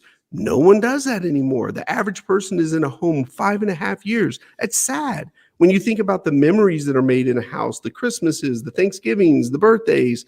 But then he said to me, he goes, oh man, I'm so relieved. I go, why? He goes, my guidance counselor told me that I should find a new job every 2 years. And I said, how long have you been here now? He said like 18 months. I had already started looking. I'm like, why would someone give you that dumbass advice if you find a great place that you love working, if you're making the salary that you enjoy, you love the people you work, why would you leave? And he goes, well, I thought that I was supposed to. And I'm like, oh no. I go, I said, that's some horrible advice. So that was the first thing that I thought about. As a matter of fact, I was talking to a person just yesterday. One of our tribe members asked me if I'd speak to her cousin, and their cousin called me, and he said that he was thinking about leaving. I said, how long have you been at the company? He said, 3.5 years. I said, how old are you? He said, 28. I said, man, you need to stay till you're at the company for 5 years. And he said, why? I said, people your age right now, I said, you guys have worked at 7 different places by the time you're 28 years old. I said, when you're 30 and you've been there 5 years, you can walk into an interview and say things that other people can't. You're loyal. You're loyal. You're looking for longevity. You're looking for a company you can grow with. I go, very few people can say that now. And I said, people say it, but the resume doesn't show it. Your resume will show it if you stay there 5 years. And he was like, wow, I go, now you've just increased your value in the marketplace just by staying there for 5 years. I said, you'll be 30. I said, 30. That's nothing. So I have a question personally. You effectively have 2 jobs. you have the role of a CEO, and you're also very generous in going out and speak to people like me as a speaker. How do you balance the two? Or like how do you reconcile in your mind to do both and God, do it well? God, health, family, business, and investing. You prioritize, man. You can't.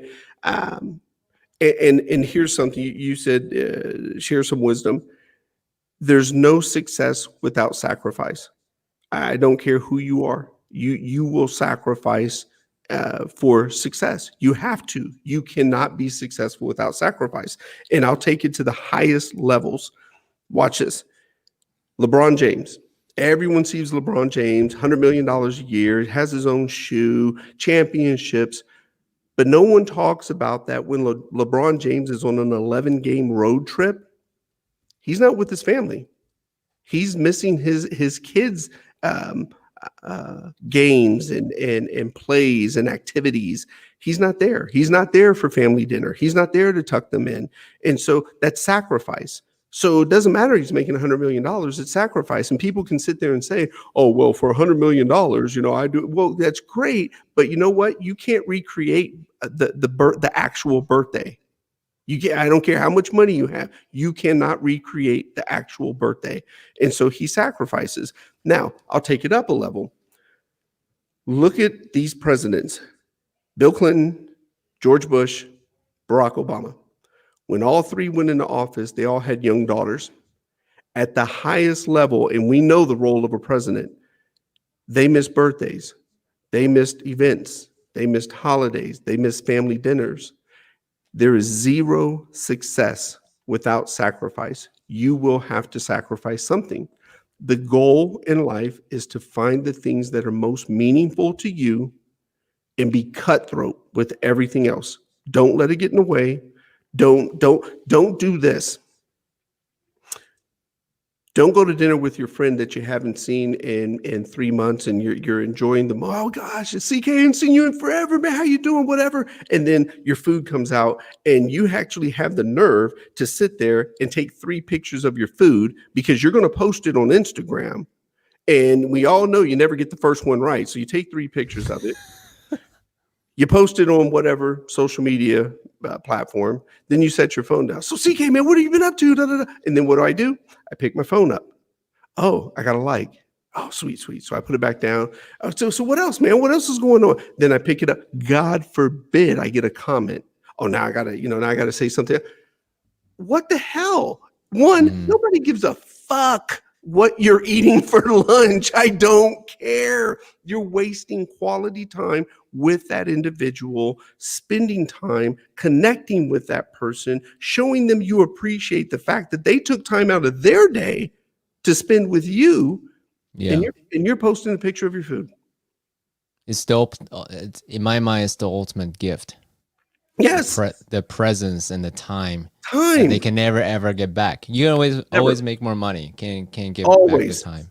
I can always make more money, man, but I cannot get back more time. And it's, for me, man, having my 4 children, it's like having a human calendar. You just see how fast they grow. My 7-year-old, it just seems like yesterday that she was the same age as the 2-year-old. And here they are. I got a 7-year-old and a 2-year-old. Man, you cannot get back the time. And I'll be damned if I'm going to waste mine telling you I just checked in at the gym, or taking a picture of my food, or posting a picture at the beach and saying gratitude. Well, if you're so grateful, enjoy the damn moment instead of trying to impress everybody that you're at the damn beach. I look forward to hearing this particular point as your kids grow up, and because they're born into this whole world of social media, and my status is based on the number of followers and likes and so forth. I'd be very curious to know how you will be parenting your young kids. Man, I'm gonna try to keep my kids off. I say try. My wife and I talk about this. If it's up to me, my kids won't have a phone until somewhere maybe 7th, 8th grade. The other thing is, and this isn't, again, some people won't agree with this. My opinion is what we do with our kids. My kids go to private Christian school, different set of values. And so for me, my goal is that my kids don't have a cell phone until they're in seventh grade. I don't want them to be on social media and feel that their self-worth is built on how many likes they got. It's such bullshit. Do you like yourself? Do you love yourself? I don't give a damn if someone that is just connected to me on whatever social platform likes my post, likes my outfit. Do you like it? I tell my daughter all the time. She'll come out and she'll have on an outfit and she'll say, "Dad, am I pretty?" I said, "Yes, but do you work hard?" I said, "Because I know a lot of pretty people who don't work hard, and that's not a good combination. So, do you work hard? Are you kind? Are you smart? Tell me that." And she's like, "Yes." I said, "Okay, then you're pretty." I love that. Always a chance to, because you're acknowledging her for the effort versus the looks. Because looks, really didn't have anything to do with. She was giving this Right. gene versus the effort, the kindness, the gesticulation, the words that's coming out of her own sovereign self, her own agency, rather than this thing that's inherited thanks to the good-looking parents that she's got. It's interesting, man. Every day, sometimes 2-3 times a day, my kids, I say, "Okay, what are your things?" "I'm smart, I'm great, I'm a leader, hard work is greatness, positive attitude, and stand up for yourself." And they have to recite those 2-3 times a day. I love it. JeVon, JT, thank you so much for sharing so generously with us, with me, your presence, your time, your hero's journey from the darkest places and to where you are today. I mean, honestly, I'm really, really inspired. Just the kindness that you exude, the presence you have, this fierce stance for agency, for sovereignty, that we can thrive in spite of whatever circumstances, challenges that comes our way. And you do it with kindness and generosity and respect. I just so appreciate you as a new friend, as a guest, and as someone that I look up to. You inspire me to be even more open with my own past, with my own humanity, as a teaching tool to share with others that they too can overcome or to achieve their dreams. So thank you so much for being the light. My man, CK, incredibly humbling to hear that. I appreciate it. This was good stuff, man. It was a great conversation. I feel like we without the food, we got to go to lunch together. For sure. I look forward to seeing you in person, and hopefully at some point we get to do this again. Excellent, my man. You tell me when, we'll make it happen. Awesome.